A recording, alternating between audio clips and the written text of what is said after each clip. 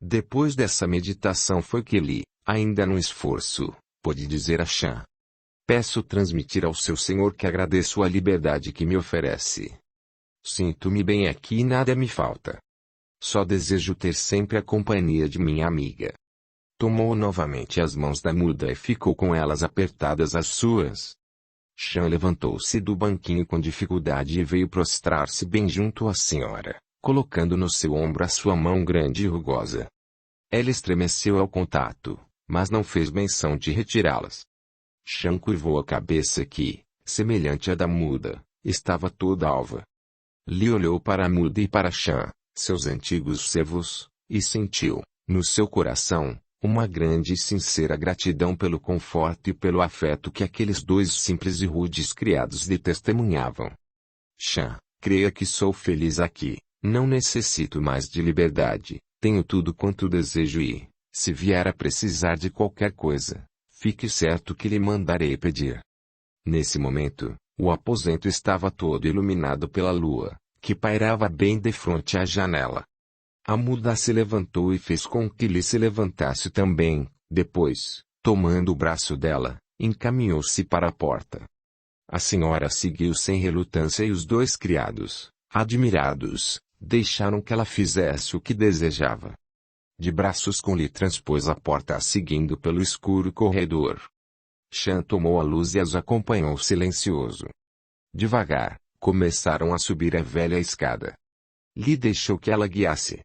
Quando chegaram ao vasto salão, a muda fez sentar-se numa cadeira e, ligeira, saiu para logo voltar trazendo um agasalho com que a resguardasse. Tomou, outra vez, o seu braço e desceu para o jardim, encaminhando-se para as margens do rio. Ali chegando, sentaram-se na areia muito branca. Como o dedo mostrou a luz e pediu-lhe para cantar, pondo os dedos sobre os lábios. Atrás, os dois criados estavam mudos de espanto e, atentos, contemplavam as duas. Li atendeu ao pedido da amiga e cantou docemente. Felicidade é sonho. É quimera. Nas alegrias suaves do amor. Esperança que um dia nos espera. Já libertos dos assintes da dor. 2. Felicidade é leve encanto. De luz e bênção que envolve o amor. É tão belo e sutil o seu manto que de esperanças acalma a dor. Felicidade é pranto e é agonia. Felicidade é canto e é alegria. Felicidade é bálsamo para o amor. Felicidade é a inimiga da dor. A muda olhou extasiada a Li cantar para ela, que não a pôde ouvir, mas sentia, na sua alma privilegiada e pura, que a sua senhora, assim fazendo, demonstrava que a queria muito. Não pôde ouvir a voz de sua amiga querida, mas, pela expressão de seu rosto, sentia que cantava divinamente bem. Quando Li terminou, a muda levantou-se e saiu pelas margens do rio levando-a para um pequeno passeio. Voltando, momentos depois, encaminharam-se para o salão, onde a senhora tornou a ocupar a mesma cadeira. Li chamou, depois, Shan e pausadamente disse: pode voltar e diga ao seu senhor que estou bem, e que agradeço a lembrança bondosa dele dando-me novamente a liberdade, há tanto tempo perdida. Nada mais deseja que lhe diga? Não, Shan, somente isso. Senhora, não quer saber como passa o seu filho? Li sorriu indiferente. Sei que passa bem, que deve estar um belo jovem, que estuda no estrangeiro e que possivelmente já deve ter escolhido uma linda donzela para com ela compartilhar a sua vida. Como vê, nada mais preciso saber. Para quê? Não existo mais. Sou na sua mente uma visão esmaecida ou, talvez, quem sabe, totalmente esquecida. Mas, senhora, e o seu esposo? O meu esposo, Shan? Parece que o perdi há muitos anos. Não, minha boa senhora, não o perdeu, ele vive e, talvez, ainda venha a precisar bastante do seu carinho e do seu perdão. Li levantou-se e, aproximando-se de Shan, delicadamente disse: transmito os meus agradecimentos ao seu senhor. É muito tarde e eu quero voltar para o meu aposento. Estou cansada. Mas por que voltar para aquele frio subterrâneo? Pode ficar aqui em cima, num aposento mais confortável. Não, Shan, Não quero abandonar o meu quarto onde tenho estado sempre. Sairei dele somente para a grande e definitiva partida. Pediu ao criado a luz e, resoluta, encaminhou-se para a escada, sendo acompanhada pelo criado que, obediente, seguiu os seus passos. Chan não saiu da cadeira onde estava e ficou à espera do companheiro que não demorou. Quando ele viu novamente ao criado, ficou mais calmo, pois parecia que tudo rodava em torno dele no vasto salão. Estavam sentados, bem defronte um do outro, calados e com as cabeças pendidas, sem poderem articular uma só palavra, quando a muda veio e, aproximando-se de Chan, procurou fazer com que ele compreendesse os seus gestos. Mostrava a escada que lhe há pouco descera e, batendo no peito e em seguida com os braços em volta de si mesma, olhava para ele como que prometendo que conseguiria tudo da senhora. Tanto Chan, como seu marido, tiveram plena certeza de que realmente ela conseguiria, com mais facilidade do que eles, convencer-lhe de que devia sair do subterrâneo e vir gozar, embora muito tarde, a liberdade oferecida por Tung. Momentos depois, Chan tomava o carro e, veloz, voltava para junto do senhor, depois de ter fielmente cumprido as suas ordens.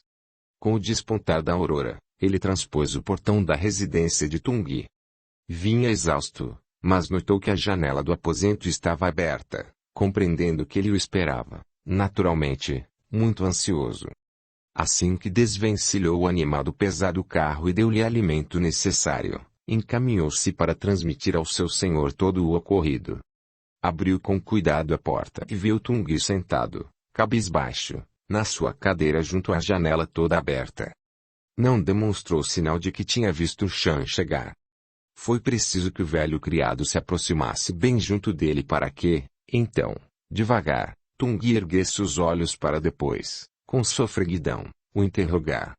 Então, como encontrou a sua senhora? Chan demorou a responder. Mais uma vez, Tung repetiu a pergunta, desta vez, em tom ríspido.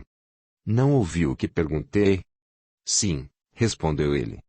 E por que não diz logo o que viu? Senhor, fiz tudo quanto mandou, a senhora passa bem e manda agradecer pela liberdade que lhe foi oferecida. Mas, Chan, diga-me como lhe está. Senhor, ela continua bem e creia que a moléstia, apesar de terrível, não a deformou muito. Saiu do subterrâneo. Sim, para um ligeiro passeio em companhia da muda, voltando depois para lá. Como? Gritou, alto, Tung. Então não mandou preparar outro aposento para ela? Mandei, porém, a senhora fez questão de voltar para o seu antigo aposento, mas espero que, breve, a muda consiga que ela venha definitivamente para cima. Tung se manteve calado por muito tempo, sem olhar para o criado que, sentado na pequenina cadeira, com paciência, esperou que o senhor falasse. Momentos depois, Tung se voltou para ele e, com voz trêmula, tornou a perguntar. Chan, a sua senhora não está muito deformada? Diga-me sinceramente, quero saber toda a verdade sobre o seu estado. Senhor, creia que não estou faltando com a verdade, nem estou exagerando no que digo.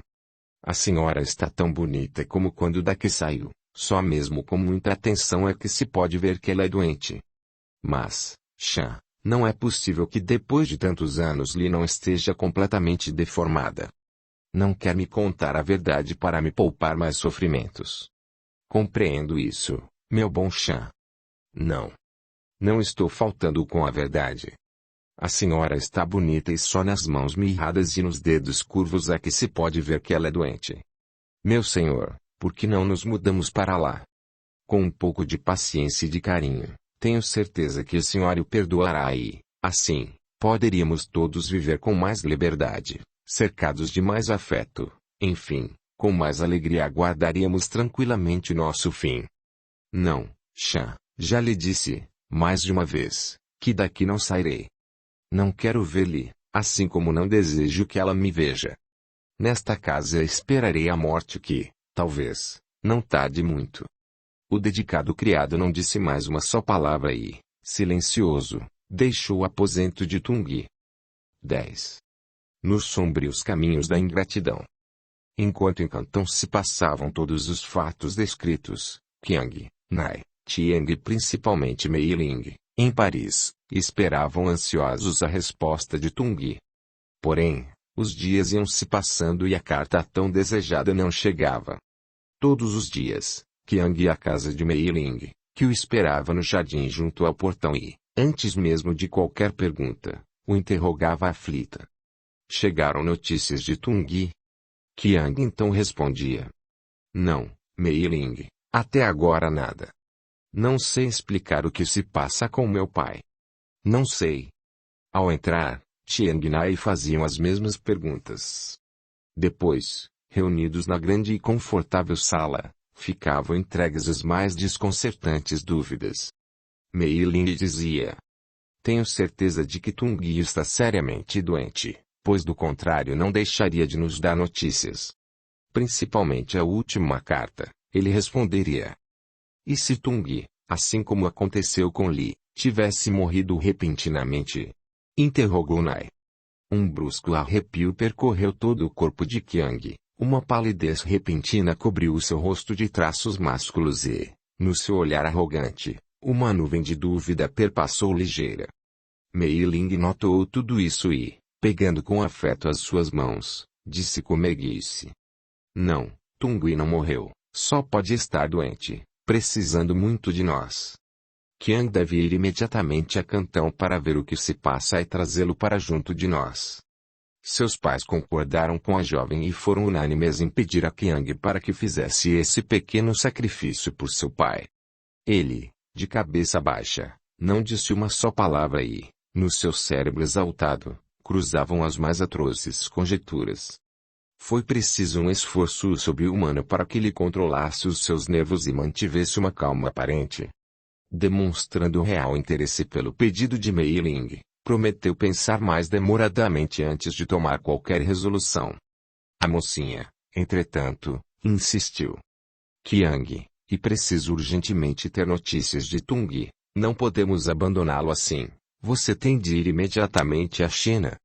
Sim, Mei Ling, prometo que irei o mais breve possível, e, despedindo-se de todos, voltou para sua residência, procurando coordenar melhor os planos para a breve partida à sua pátria, em busca da verdade. Muito tempo ficou Qiang sentado no seu aposento, relembrando diversas cenas passadas entre ele e seu pai, desde a partida de Cantão até a chegada a Paris, e só agora, na plenitude das suas energias, é que podia fazer um exame mais concreto e ver que algo de anormal perturbava seriamente o seu velho pai. Recordou quando, alegres, se preparavam para vir a Paris e, inesperadamente, ao entrar no salão, encontrou Tung sentado e com o rosto molhado de recentes lágrimas. Interrogou e ele, com dificuldade, confessou que não estava passando bem. Quis até deixar de vir a Paris. E, desde então, sua transformação foi completa. Ele era muito jovem para analisar, como deveria, todos os gestos e todas as atitudes de Tung, só agora é que, ao recordar todos esses pormenores, ficou acabrunhado e desolado. Meu pai me disse, muitas vezes, que se sentia seriamente enfermo, mas nunca procurou tratar-se como devia fazer. E qual seria essa doença que o fazia chorar tão sentidamente e nunca mais o deixou ser o mesmo homem altivo e forte? Interrogou a si mesmo. Recordou-se, depois, de sua mãe, leprosa, e, talvez, ainda vivendo. Qiang sentia verdadeiro horror só em pensar na vaga possibilidade de seu pai vir a ser também um leproso. Levantou-se e, nervoso, percorreu com passos largos o aposento, em profunda meditação. Preciso ir à China. Tenho de ir. E se eu deparar com o meu pai leproso? Como poderei agir? Não quero que Mei Ling saiba, e jamais saberá se isso for verdade. Terei de empregar todas as minhas forças, terei de calcar todos os sentimentos para encobrir, como ele fez, a verdade sobre minha mãe. Essa nódoa terrível terá que desaparecer. Jamais permitirei que saibam que Qiang Fu é filho de monstruosos e repugnantes leprosos. Mas, como poderei fazer? Como? Era muito criança quando meu pai enclausurou minha mãe. Pouco me recordo sobre o que ele contou da Casa de Pedras, porém sei que existe um subterrâneo oculto, onde foi minha mãe feita prisioneira. Caso venham a se concretizar as minhas suspeitas, poderei usar o mesmo subterrâneo e nele forçar meu pai a viver oculto para sempre. Naturalmente, minha mãe não vive mais. Nesse momento, lembrou-se também das preciosidades acumuladas por Tung durante muitos anos de peregrinação pelo mundo, e ainda as obras de arte dos seus antepassados, verdadeiras e valiosas relíquias que ele teria de possuir como último descendente. Surgiram ante os seus olhos de avarento e ambicioso as porcelanas magníficas que valiam uma fortuna. Tenho de ir à China. Tenho de ir. E as telas? As miniaturas? As joias? As armas? Os livros? Preciso ir imediatamente. A Casa de Pedras, pensava Qiang, deve valer muito, assim como deve ter muitas preciosidades, porém, terei de sacrificar alguma coisa. E só quando vier aqui poderei resolver tudo isso, procedendo de modo que salve tudo quanto for de real valor. E assim passou toda a noite procurando se recordar, pela primeira vez, de sua casa esquecida e silenciosa, nas margens do poético rio. A imagem de Tung não se afastava da sua mente perturbada. Sozinho, Qiang falava alto. Mas, será possível que meu pai esteja enfermo? Pode ser. Mas, porque penso que ele pode estar leproso. Donde me vem esta ideia terrível? Preciso ir à China o mais breve possível, preciso desfazer toda essa angústia horrorosa que sinto. Novamente a mesma perturbação e outra vez falou alto. Será que minha mãe morreu ou será que meu pai teve a insensatez de ir viver junto dela na Casa de Pedras? Se ele assim fez, não perdoarei. Não. Ele seria incapaz de procurar uma leprosa. Sei quanto essa moléstia o apavora. Eu também sinto o mesmo horror.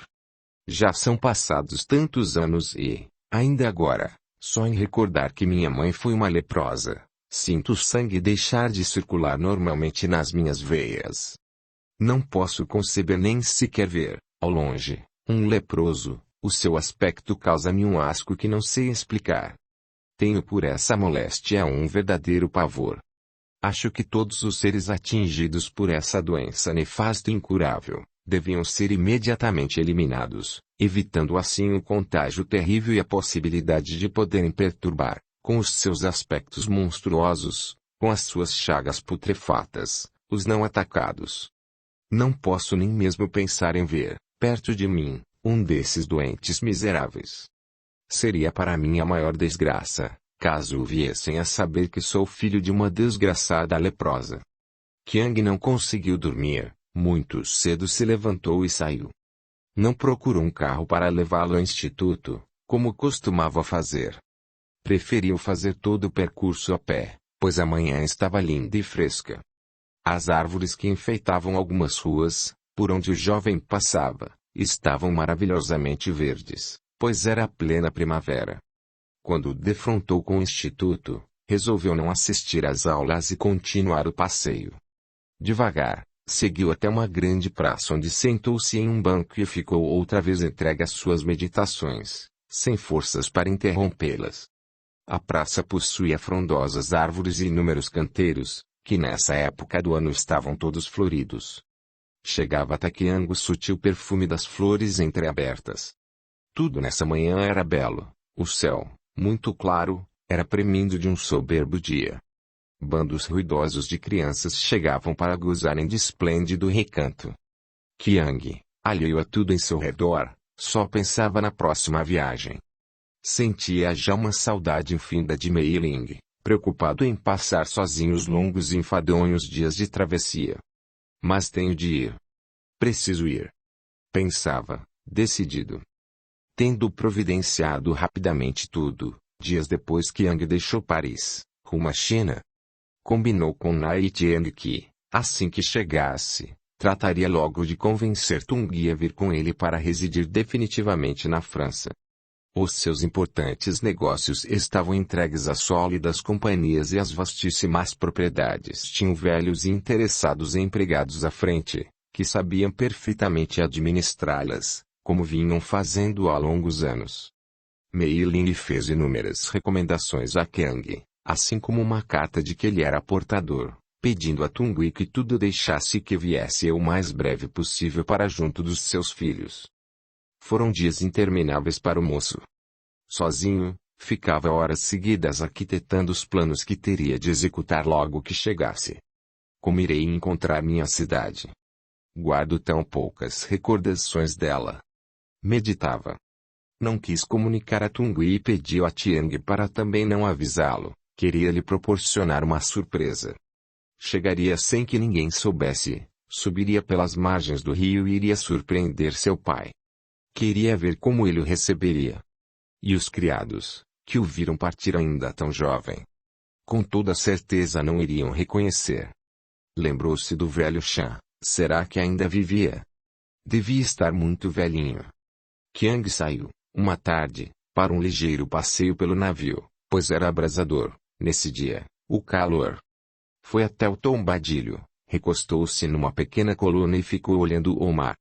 Novamente seu pensamento foi pairar em Cantão, agora bem perto. Reviu o vasto salão e a galeria suntuosa de Tungui. Trarei tudo e tenho certeza de que farei inveja a muitos colecionadores franceses, meditou. As telas passavam pela sua mente e de todas elas, ele meticulosamente calculava o valor. Lembrou-se da coleção de armas que seu pai tanto se orgulhava de possuir. Realmente eram dignas de um rei.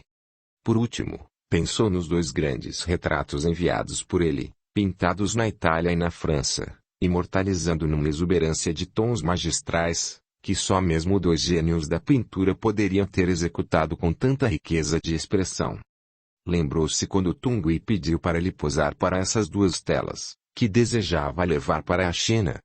Nessa ocasião, Qiang riu bastante do capricho de seu pai, mas, agora, já fazia cálculos de quanto valeriam os 2 quadros. E nesse constante exame das riquezas de seu pai, via-se aproximar o fim da viagem. Faltavam poucos dias para o término, e ele já iniciava o preparo das grandes malas e dos inúmeros presentes que Mei Ling, com capricho, preparou para Tungui. Numa tarde, muito triste e cinzenta, o rapaz chegou. Não lhe impressionou ver, ao longe, o casario branco da sua cidade. Nem depois, o rio lendário em que ele, criança, tanto gostava de brincar nas suas margens. Indiferente, tomou a rústica e típica embarcação que o iria deixar nas escadarias de sua residência. Em pé, seguiu todo o percurso do rio, alheio ao vozerio dos outros passageiros e tripulantes da embarcação, que com seus largos chapéus lhe davam um aspecto interessante e original. Quem visse aquele chinês distinto, de porte elegante, corretamente vestido à moda europeia, não poderia calcular que era o mesmo chinesinho que há anos saíra, indeciso, guiado pelo rico Tung Fu, para ir estudar numa das mais adiantadas capitais da Europa. Os anos foram passando lentamente, e lentamente foi também quase que esquecido o chinesinho, filho do ilustre comerciante. Ninguém reconheceu Qiang na embarcação, julgaram que fosse qualquer chinês de outra cidade que eles costumavam transportar. Ele mesmo se admirou de como ainda falava com facilidade o seu idioma. A pronúncia correta, sendo isso também um motivo para que ninguém suspeitasse. Quando a embarcação parou junto aos degraus da sólida escada de pedras, e as suas malas foram depositadas, o moço recompensou fartamente os humildes remadores e, satisfeito, os viu se afastarem depressa. Como aconteceu com Tung, quando voltou, Qiang também sentiu uma fortíssima comoção ao se ver sozinho na escada. Subiu alguns degraus e divisou a majestosa casa em que tinha nascido.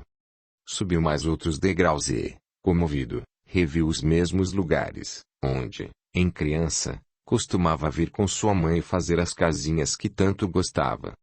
As mesmas árvores, as mesmas flores, tudo, enfim, como deixou. Caminhou devagar e já bem perto da casa admirou-se de a ver toda fechada, e nenhum só criado aparecia. Aproximou-se ainda mais. O silêncio era impressionante. A tarde quase finda e já um tanto escura. Qiang chegou junto ao portão que dava entrada à ala que levava ao começo da casa. Empurrou o antigo portão que estava somente encostado. Entrou. Olhou ao redor e não viu ninguém. Quando já deparava com a primeira porta foi que divisou, do outro lado, uma janela aberta e uma tênue luz. Cada vez mais surpreendido, resoluto, empurrou a porta e entrou. No longo e quase escuro corredor, nenhum criado aparecia. Ele ficou parado alguns momentos à espera. O silêncio era completo e nenhuma claridade havia que pudesse guiá-lo. Vendo que não vinha ninguém, com cuidado tomou o corredor. Já perto de terminá-lo, ouviu o barulho de uns passos vagarosos que vinham em direção onde estava. O jovem esperou e não demorou muito, a porta abriu e apareceu, aos seus olhos surpresos, um velhinho bem curvado, de cabeça muito alva, trazendo com dificuldade uma pequena bandeja e uma luz bruxuleante. Era Chan. Qiang o reconheceu. Porém, foi tão chocante a surpresa que lhe causou a aparição do velho criado, que ele ficou por alguns instantes impossibilitado de se mover.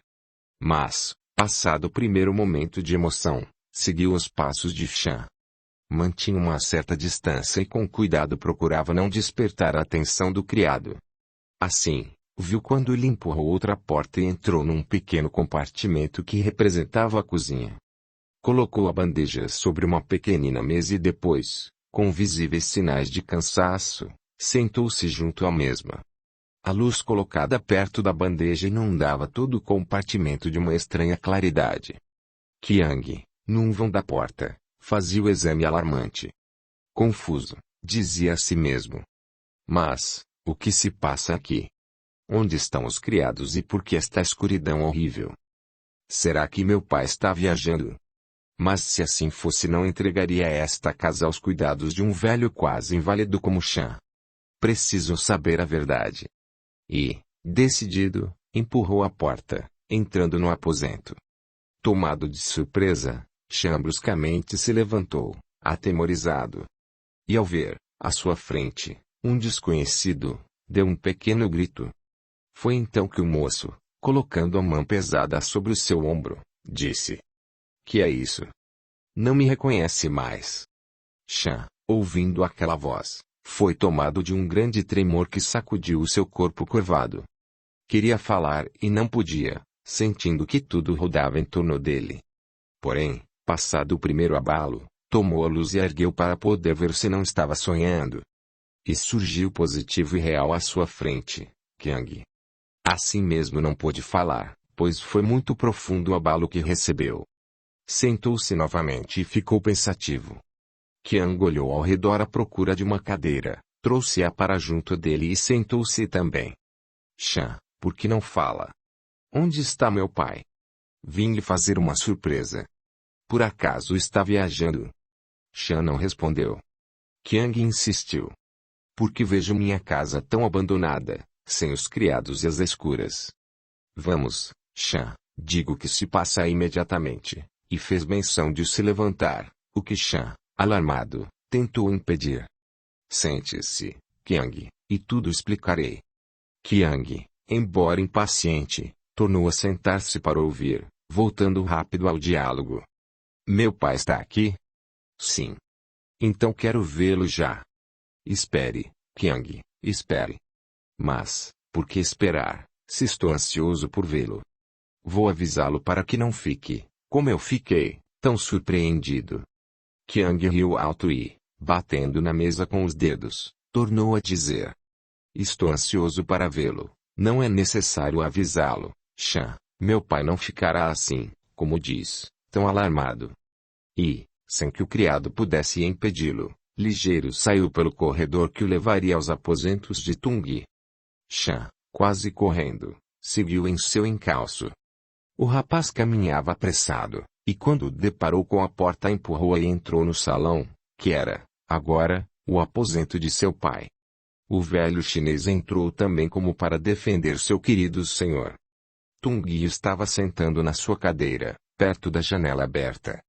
O aposento, relativamente iluminado, permitia que o filho pudesse vê-lo muito bem. Ouvindo o barulho da porta ele não se moveu, julgando que era Chan que voltava, permanecendo com o olhar fixo no céu, os braços pendentes da cadeira e os pés enrolados em panos, apoiados num pequenino banco. Era impressionante, visto de longe. Qiang, parado junto à porta, olhou horrorizado o quadro que tinha diante de seus olhos. Assim como Shan, ficou trêmulo, porém era muito forte o tremor que, inopinadamente, sacudia todo o seu corpo. Queria falar, mas sentia a garganta ressequida, não podendo murmurar uma só palavra. Continuou olhando aquele ser disforme que estava sentado junto à janela. Seria seu pai? Com esforço aproximou-se mais e foi, então, tomado de alucinante pavor. Viu que estava defronte a um leproso e que esse leproso era seu pai. Não pôde reprimir a emoção, e, foi tão brusca a surpresa que emitiu um pequeno grito, ouvido por Tung, que, ao se voltar, defrontou com Qiang. Quis erguer-se da cadeira, porém não conseguiu devido ao estado dos pés, completamente chagados. Olhou o jovem e disse simplesmente: Meu filho. Qiang se afastou bruscamente ao ouvir estas palavras. Shan se aproximou da cadeira do senhor e ficou ao seu lado. Qiang foi aos poucos se afastando até que ficou junto à porta entreaberta. Tung, vendo que ele não se aproximava, tornou a falar. O que veio fazer aqui? Por que não avisou? Devia ter me avisado para ser poupado deste doloroso quadro que vê. Eu não teria jamais permitido a sua volta. Por que veio, meu filho?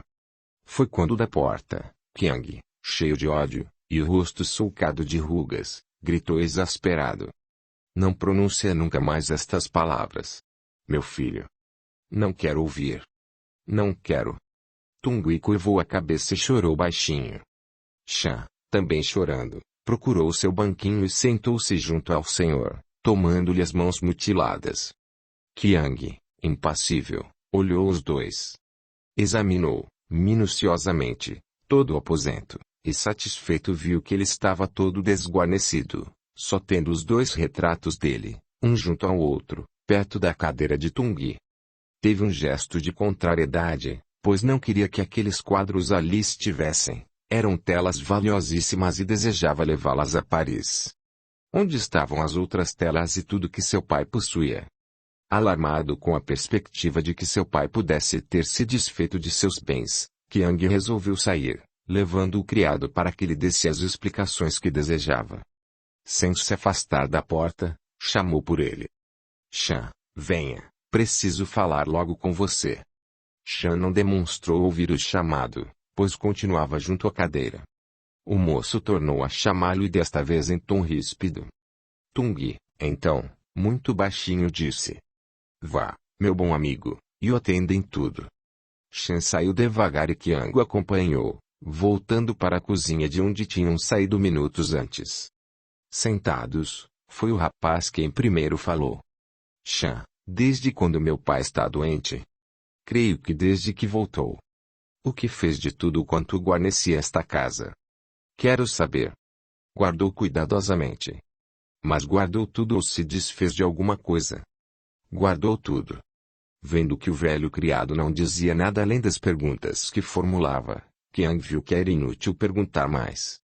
Providência para mim um aposento, porém desejo que seja o mais afastado possível de onde está meu pai.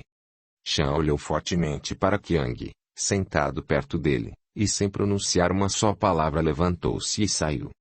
O jovem ficou sozinho na pequena cozinha mal iluminada, cuja luz bruxuleante dava ao aposento um aspecto muito triste, e não demonstrando o menor sinal de receio, ficou entregue às suas cogitações. Tentava, num esforço tremendo, coordenar a sua mente turvada das mais alucinantes dúvidas. Será que meu pai já estava leproso quando me acompanhou ao estrangeiro? Recordava a travessia longa e penosa. Relembrava de diversos fatos ocorridos quando em Paris compartilhavam do mesmo aposento. Sentiu então verdadeiro pavor. E agora, como poderei contar tudo a Mei Ling? Ao lembrar-se da moça, sentiu fortíssimo abalo e um suor frio escorreu pelo seu rosto congestionado. Não. Jamais Mei Ling saberá desta verdade horrível. Terei de ocultar para que nunca isto venha a ser conhecido. Farei como ele fez com minha mãe, que até hoje nunca foi descoberto o seu verdadeiro fim. Agora, mais do que nunca, necessito que essa tragédia seja desconhecida. Amanhã mesmo, Começarei a providenciar como devo agir, pois quero sair o mais breve possível deste detestável ambiente, meditou seriamente. Nesse instante, Chan voltou e da porta disse: Podemos ir, o quarto está preparado. Qiang tomou a frente do criado, que o acompanhava. Chegando ao quarto, o rapaz entrou e fechou a porta, e Chan voltou para junto de Tungui. Entrou sem fazer barulho e encontrou Tungui no mesmo lugar e na mesma posição. Apressado, chegou junto à cadeira e viu, então, que ele estava acordado. Sentou-se e esperou que este o interrogasse. Momentos depois, o senhor perguntou: Chan, o que se passou? Ele só perguntou há quanto tempo estava doente, meu senhor. Depois quis saber onde estavam as coisas que guarneciam a casa. E pediu um quarto bem afastado daqui. Só isto. Você deu resposta a todas as suas perguntas? Sim. Talvez amanhã ele volte a perguntar. Deve responder tudo, assim como deve orientá-lo nesta casa. Sabe de tudo e tem autorização minha para satisfazê-lo, plenamente. Ele é o senhor de tudo. Foi para ele que tudo guardei, portanto pode retirar o que lhe pertence. Quero só este quarto para viver os meus últimos dias. Depois, poderá destruir este pequeno pedaço da casa, desaparecendo todo o vestígio da minha permanência aqui. Vamos descansar, meu bom amigo. Precisamos de forças para enfrentar o combate, que será tremendo. Levantou-se apoiado em Chan e foi para o seu leito. Audiolivro realizado pelo canal Surya Chand Audiobook. Qiang não pôde conciliar o sono, pois tinha a mente cansada e os mais sérios problemas para resolver. Quando viu surgir o dia, levantou-se e foi à janela para rever a paisagem linda que tinha diante dos olhos. Ao chegar já era tarde e quase escuro, não podendo ver nitidamente. Mas agora, com o despontar maravilhoso da aurora, tinha, diante de si, um espetáculo grandioso. Primeiro, da sua casa, que, vista da janela, podia ainda ver um grande trecho da mesma. Depois, o belo jardim e, ao longe, o rio de águas mansas e azuis. E, distante, o casario. Qiang, debruçado, aspirava o ar fresco da madrugada. Sentia, sem poder conter, uma sensação agradável ao se recordar da sua infância, passada nesse mesmo lugar. Teve vontade de sair e, tomando um agasalho, abriu a porta, dirigindo-se ao jardim. Percorreu tudo, indo depois para junto da escada. Sentou-se num dos degraus e ficou pensativo. Quando ergueu os olhos, reconheceu bem perto a grande árvore onde costumava brincar e sua mãe se assentava para vigiá-lo. Não podendo mais suportar a angústia que invadia sua alma, levantou-se, e, devagar, voltou para a casa, encontrando o velho Chan à sua espera. Ficou muito tempo calado, tomando a refeição preparada pelo criado. Viu quando ele arranjou a pequenina bandeja e saiu para levá-la a Tungui. Não demorou muito, ouviu os passos vagarosos do criado que voltava. Chan. Sente-se aqui para conversarmos. Mas por que não vai conversar com seu pai? Não, Chan. Conversarei primeiro com você, não quero ver meu pai, tenho horror daquilo. O criado sentou-se e esperou. Calados ficaram os dois muito tempo, até que Qiang começou a lhe fazer perguntas. Diga-me, você tem as chaves de todos os compartimentos da casa? Tenho. Vá buscá-las agora mesmo.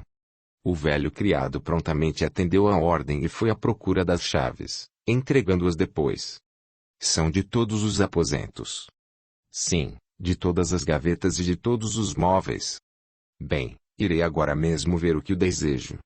Levantou-se e saiu apressado, ficando Chan sentado no mesmo lugar, pensativo e triste. O que irá fazer esse desalmado com seu bondoso pai? Meditava, temendo pela vida de Tungui. Devo ir para junto dele e de lá me afastar só quando houver muita necessidade. Saiu fechando a porta e se encaminhou para os aposentos de Tungui. Já no fim do corredor ouviu barulho numa das salas, cuja porta estava entreaberta. Curioso, aproximou-se e viu, pela pequena abertura, Qiang que, sentado perto de um grande móvel, com uma caixa na mão, observava meticulosamente o conteúdo da mesma. Sentiu repugnância pelo gesto mesquinho daquele filho ingrato que, esquecendo todos os carinhos e todos os desvelos de seu pai, o abandonava tão covardemente para só mirar a riqueza que ele possuía. Voltou para junto de Tungui que, quando viu o criado chegar, perguntou aflito: "Onde está Qiang?" Entreguei-lhe as chaves e ele, neste momento, está examinando tudo quanto meu senhor guardou para ele. Tungui, desta vez, não curvou a cabeça, mas procurou olhar, pela janela, o céu. Assim passaram as horas longas e silenciosas. Shan viu que era preciso deixá-lo ir preparar os alimentos, pois era o único criado da casa. Saiu sem que ele notasse sua ausência.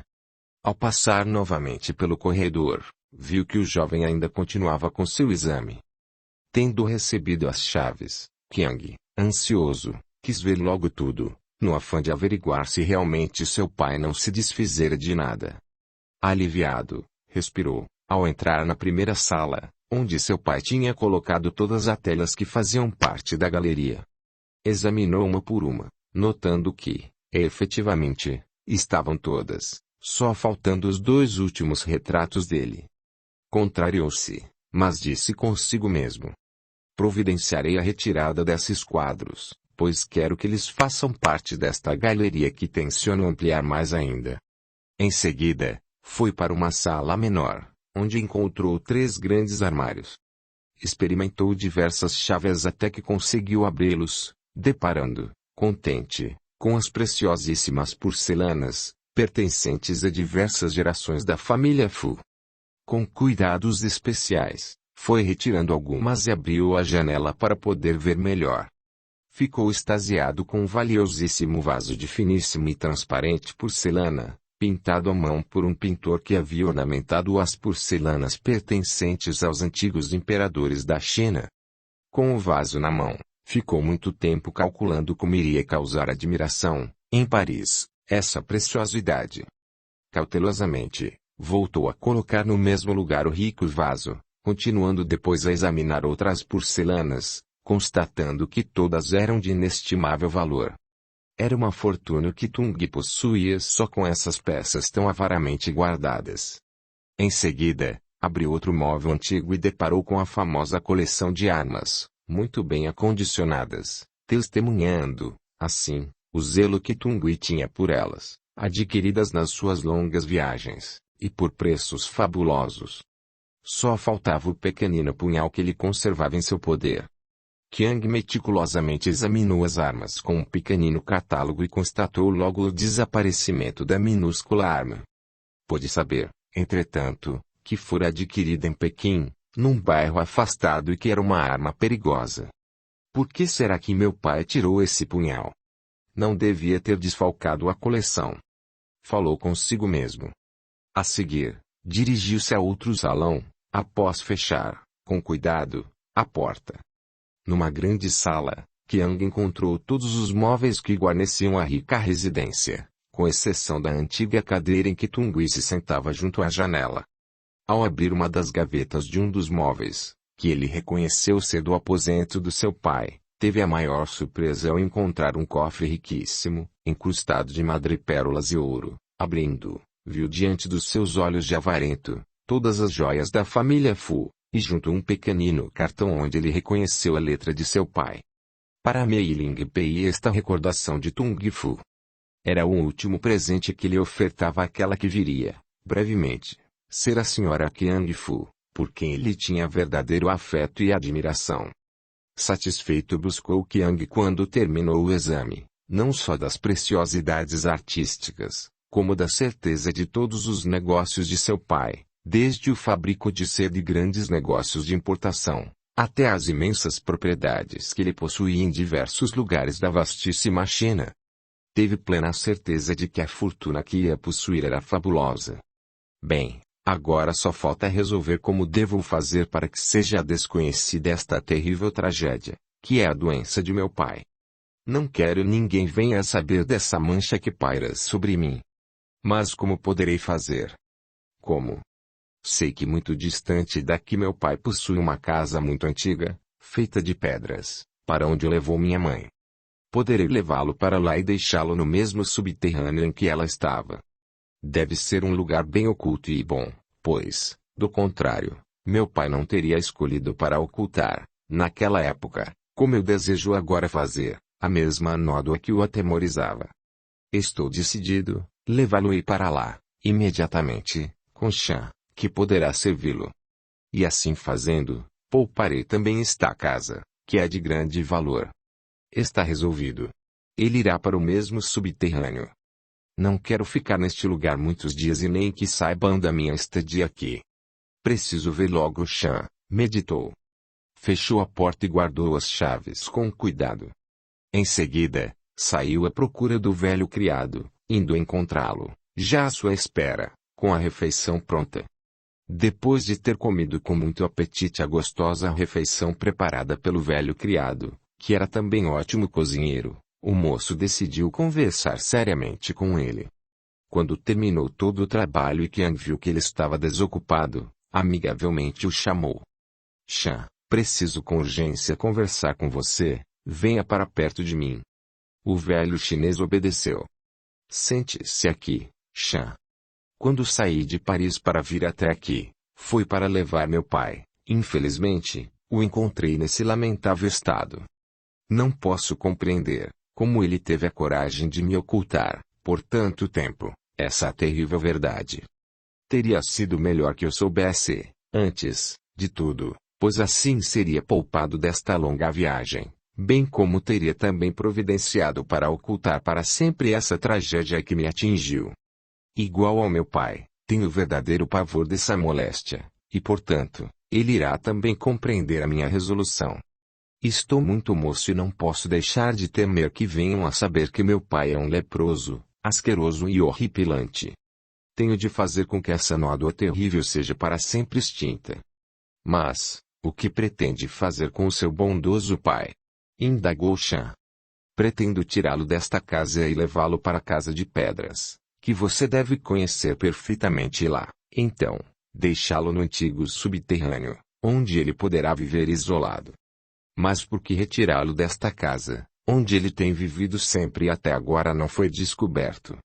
Mas poderá ser e eu não quero que ele fique aqui. É uma casa de inestimável valor, e não permitirei que ela seja prejudicada pelo capricho doentio de um leproso. Chan olhou, com insistência, para o rosto do rapaz e não descobriu um só vislumbre de piedade pelo pai, que tanto o adorava.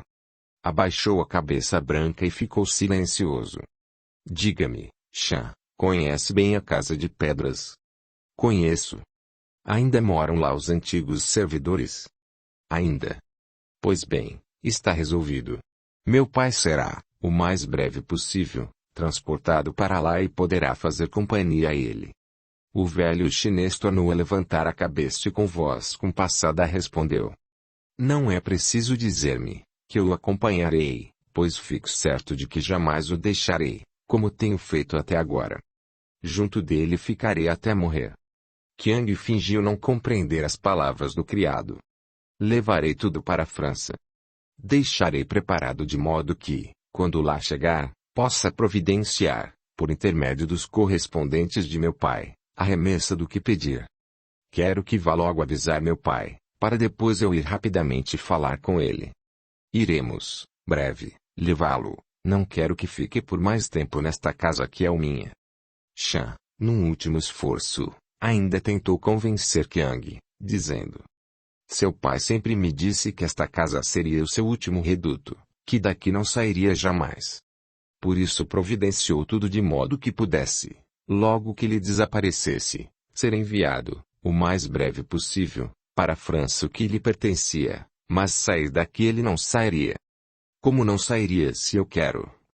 Como pode um miserável leproso ter o desplante de dizer que não quer fazer uma coisa? Como? Mostrarei como ele sai imediatamente. Qiang. Tenha piedade de seu velho pai. Piedade de um leproso. Nunca. Nunca. Tenho horror. Se pudesse, eliminaria todos os leprosos, evitando assim o contágio tremendo. Mas esse contágio não é tão perigoso como diz, veja.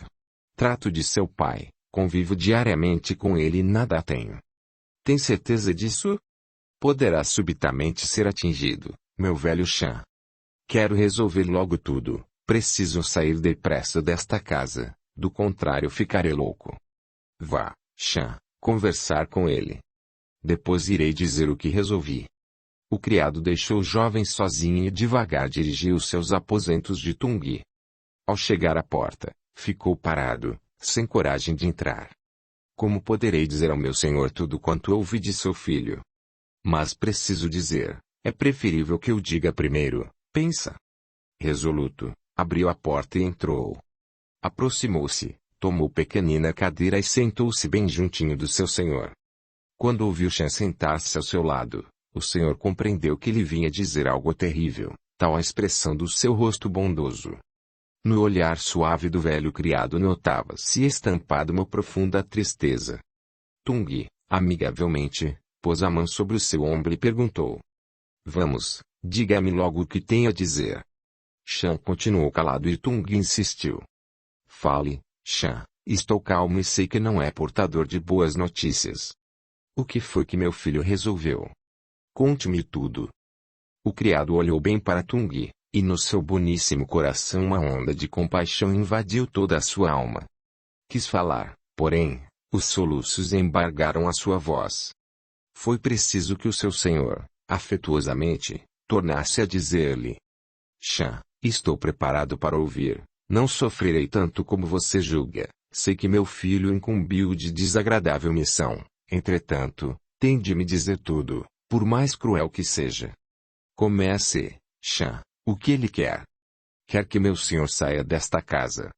Tung ergueu-se da cadeira num esforço tremendo. Todo o seu corpo foi sacudido de violento tremor. Com as mãos mutiladas, segurou na cadeira. De pé, com dificuldade, ficou muito tempo. Depois, devagar, tornou a sentar-se. Continue, Chan, o que deseja mais? Quer que vá para a Casa de Pedras, habitar o antigo subterrâneo. Ao ouvir o que Chan transmitia, Tung deu um grito que assustou o criado e começou a soluçar alto. O criado não teve coragem de levantar a cabeça e, comovido, chorou com ele. Quando deixou de ouvir os soluços de Tung, ergueu a cabeça e viu o seu senhor caído nos braços da cadeira. Num grande esforço conseguiu erguê-lo, chamando muitas vezes. Quando ele recobrou os sentidos, Chan respirou aliviado. Estes poucos instantes cruciantes, representaram para Tung anos longos e difíceis. Nunca julgou que Qiang chegasse ao extremo de arrancá-lo da casa que ele tinha construído, na qual desejava sempre viver. Nunca pensou que seu filho fosse capaz de atirá-lo no mesmo subterrâneo em que, anos passados, lhe fora enclausurada. Chan, vá chamar meu filho. Vá logo. O criado saiu. Tung, sozinho, continuou falando desorientado. Quando ele souber que a sua mãe ainda vive, compreenderá que é impossível a minha saída desta casa. Ele não sabe. Ele não sabe. Não demorou muito, ouviu passos e logo Qiang entrou em companhia de Chan. Ficou junto à porta. O criado aproximou-se e sentou. Tung ficou olhando para o filho por muito tempo. Vendo que ele não saía de perto da porta, falou. Qiang, não exijo que venha até perto de mim, pode ficar onde está. Recebi, por intermédio de Chan, a sua ordem. Quer que eu saia desta casa e vá morar na Casa de Pedras, no antigo subterrâneo. Quero, pois ele que poderá ocultar essa doença terrível. Mas quero que saiba, agora, que sua mãe ainda vive no mesmo subterrâneo. Qiang estremeceu com essa nova revelação, porém, logo readquiriu a calma habitual e, com firmeza, respondeu. Então, ela lhe fará companhia. Tung continuou olhando para o filho, insistentemente, como não querendo ainda acreditar no que ouvia. Qiang, sua mãe ignora que estou doente, não quis nunca que ela soubesse disso, pois seria aumentar o seu martírio. Pode levar tudo desta casa, ela lhe pertence, assim como minhas propriedades, porém, não sairei jamais daqui. Aqui terminarei meus últimos dias. Foi quando Qiang, de olhar sombrio, aproximou-se mais de seu pai e, com os punhos cerrados e voz ríspida e cortante, gritou. Sairá porque eu quero, terá de ir para o subterrâneo, nada o impedirá. Eu mesmo o levarei como fez com minha mãe. Seguirei o seu exemplo. Apesar de ser, naquela época, uma criança, tenho bem nítida sua conduta. Sei, portanto, como devo agir. Não ficará nesta casa. Tem de ir para o subterrâneo e lá sepultar para sempre esta vergonha e esta infelicidade. Jamais será divulgado que sou filho de leprosos. Eu mesmo o levarei.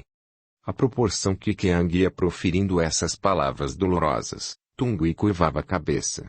O mesmo fazia o velho e dedicado criado. Qiang, vendo que seu pai não falava, saiu bruscamente do aposento, fechando a porta com violência. Shan levantou-se e foi ficar junto à janela. Viu quando Qiang desceu e se encaminhou para as margens do rio. Voltou para junto de Tungui e, baixinho, perguntou: Meu senhor, deseja alguma coisa? Não, Shan, quero somente ficar só, preciso de silêncio para poder pensar. Vá, meu bom amigo, deixe-me por alguns momentos. Saiu devagar deixando Tungui sozinho no aposento vazio e triste. Quando ele viu o velho criado se afastar, com dificuldade se levantou e procurou andar pelo aposento, mas os pés feridos não permitiam que ele ficasse muito tempo andando, nem mesmo parado. Ainda com grande dificuldade, foi à procura do pequenino punhal. Firme, pegou a arma e veio sentar-se outra vez na sua cadeira, junto à janela. Com o punhal seguro na mão mutilada, ficou olhando vagamente o firmamento azul, que tinha diante dos seus olhos quase sem luz. Seria tão fácil acabar com essa tortura.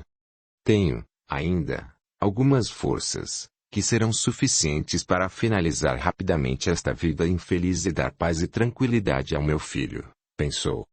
Procurou firmar, novamente, o punhal nos dedos, alguns já sem as primeiras falanges, e quando ia corajosamente levantar a mão, sentiu, como aconteceu a bordo, surgir diante dele o vulto de Li.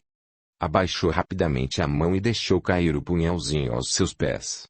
Sentiu um grande arrependimento, teve vergonha da fraqueza que ia demonstrar ao seu filho. Disse resoluto: Irei para a casa de pedras como ele deseja. Lá, talvez, encontre a felicidade, alcançando o perdão de Li.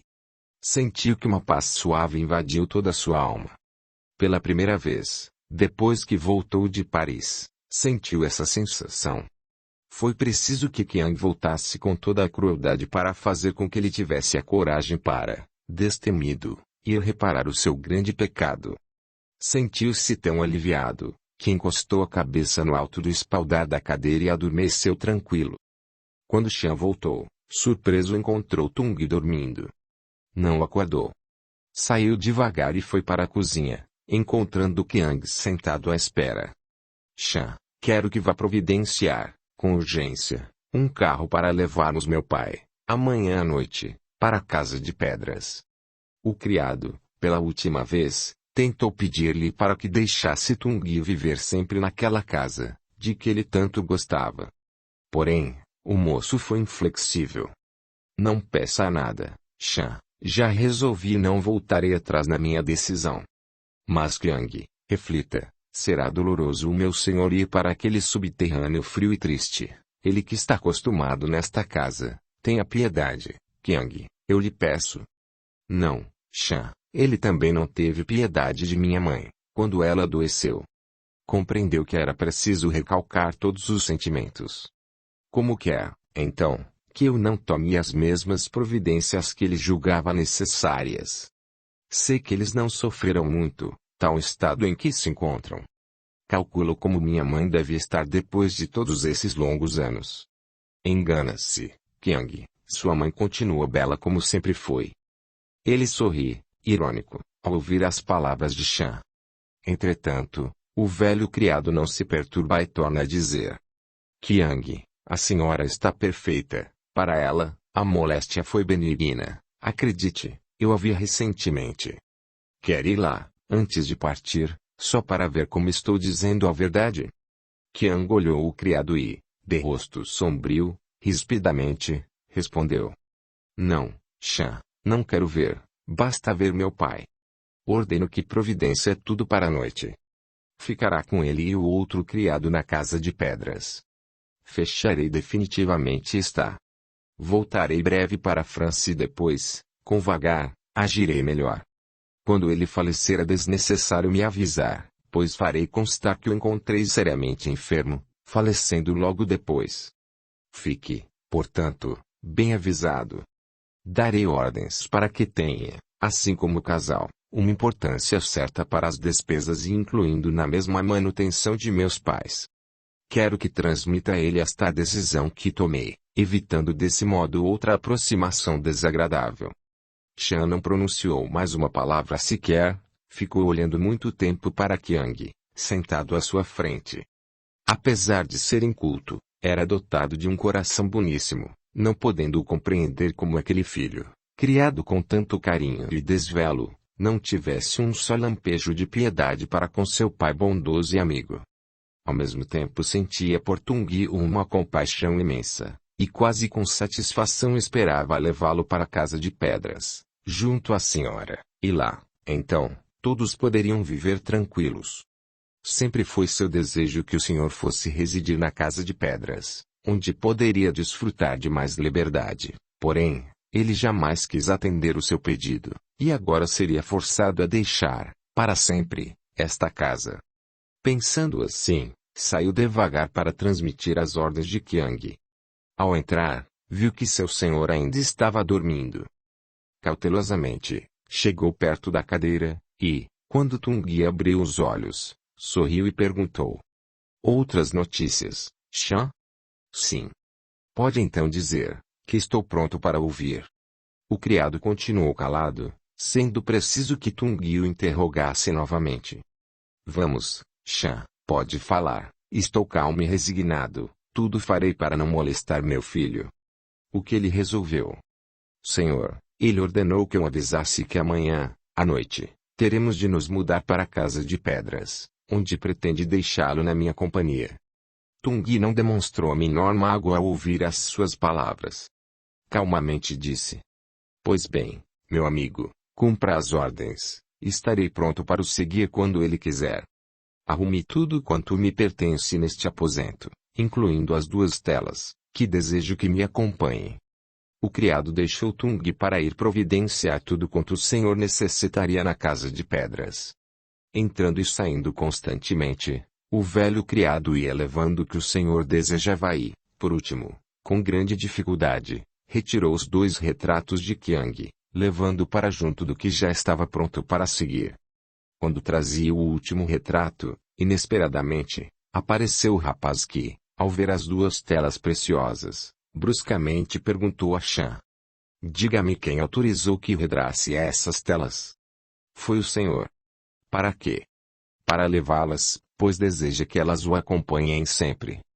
Qiang, com um sorriso sarcástico, voltou-se para o criado e disse. Não permitirei, estas telas são valiosíssimas, não podendo sair da minha galeria. Chan, desta vez, fitou Qiang como num desafio. Mas o senhor deseja e eu cumpro as suas ordens. Só deixarei de enviá-las se ele autorizar, do contrário elas irão. Qiang, com o rosto transtornado, aproximou-se do criado que, impávido, não recuou. Chegou bem perto, porém, notou no olhar de Chan tanta revolta, que não teve coragem para dizer nada. Assim ficaram os 2 junto aos retratos. Vendo que o criado não se afastava, desesperado, gritou. Pode esperar, irei falar com meu pai, e saiu em direção ao aposento de Tung. Empurrou a porta e entrou. Sentando na sua cadeira, Tung não demonstrou o menor receio quando Qiang se aproximou mais do que das outras vezes. Notando a indiferença de seu pai, que nem sequer ergueu a vista, enfurecido, o jovem gritou. Como teve a ousadia de ordenar que aqueles 2 retratos fossem transportados para a casa de pedras? Tung olhou impassível para seu filho, e depois lentamente respondeu. Porque eles me pertencem e eu posso levá-los para onde desejar. Não. Eles não lhe pertencem mais. Tudo que tem nesta casa é meu. Você já não vive mais. Irá para o subterrâneo como se foi minha mãe e ficará para sempre olvidado. Morto. Até então, Tung julgava que seu filho somente desejava que ele fosse residir na casa de pedras, mesmo no subterrâneo, porém com toda a liberdade de ação, nunca preso. Ele levantou-se da cadeira com imensa dificuldade, pois tinha os pés cheios de feridas entreabertas que o impossibilitavam quase de andar. Mesmo assim, com um grande esforço, conseguiu caminhar e aproximou-se do filho, que, como hipnotizado pelo olhar alucinado do pai, ficou preso no mesmo lugar, sem poder se mover.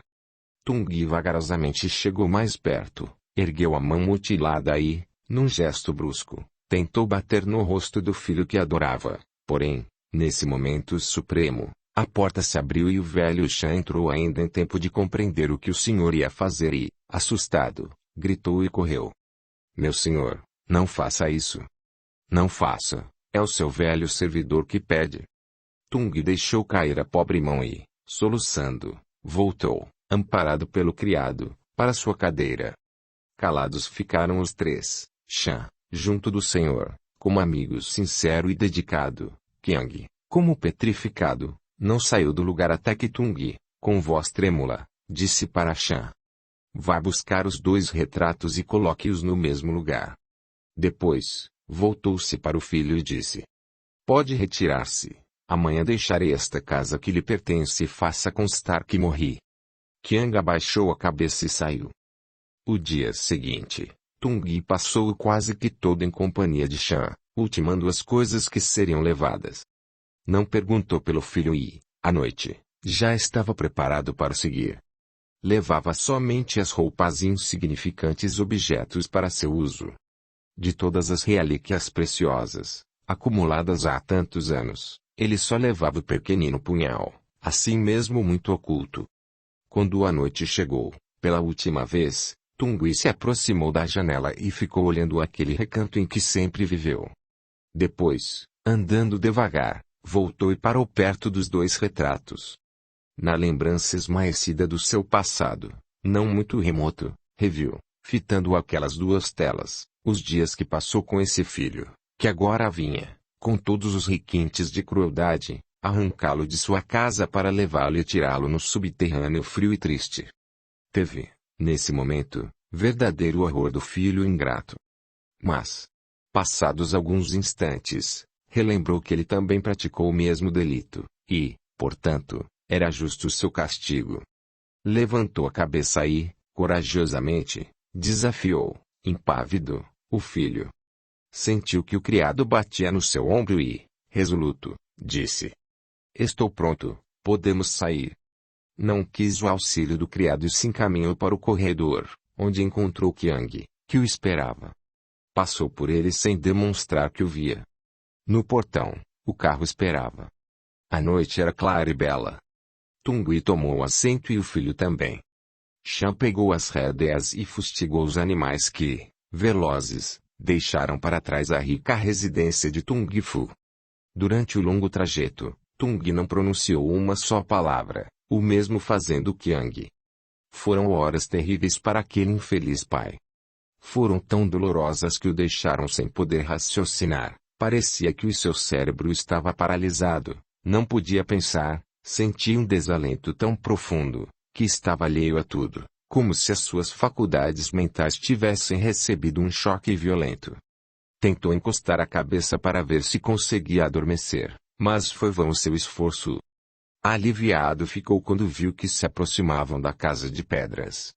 O criado não tinha sido avisado, pois foi repentina a vinda de Qiang e repentina a sua resolução.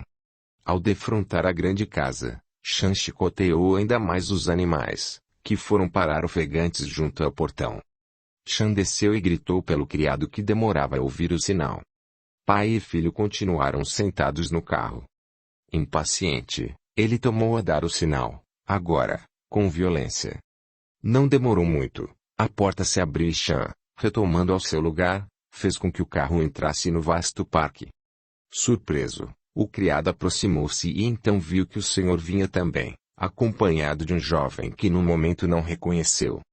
Shan levou-o para um lugar afastado e, com ligeiras palavras, explicou-lhe que o jovem era Qiang, e que vinha prender Tung no subterrâneo. Ansioso, perguntou. Onde está a senhora neste instante? Está no subterrâneo com minha mulher.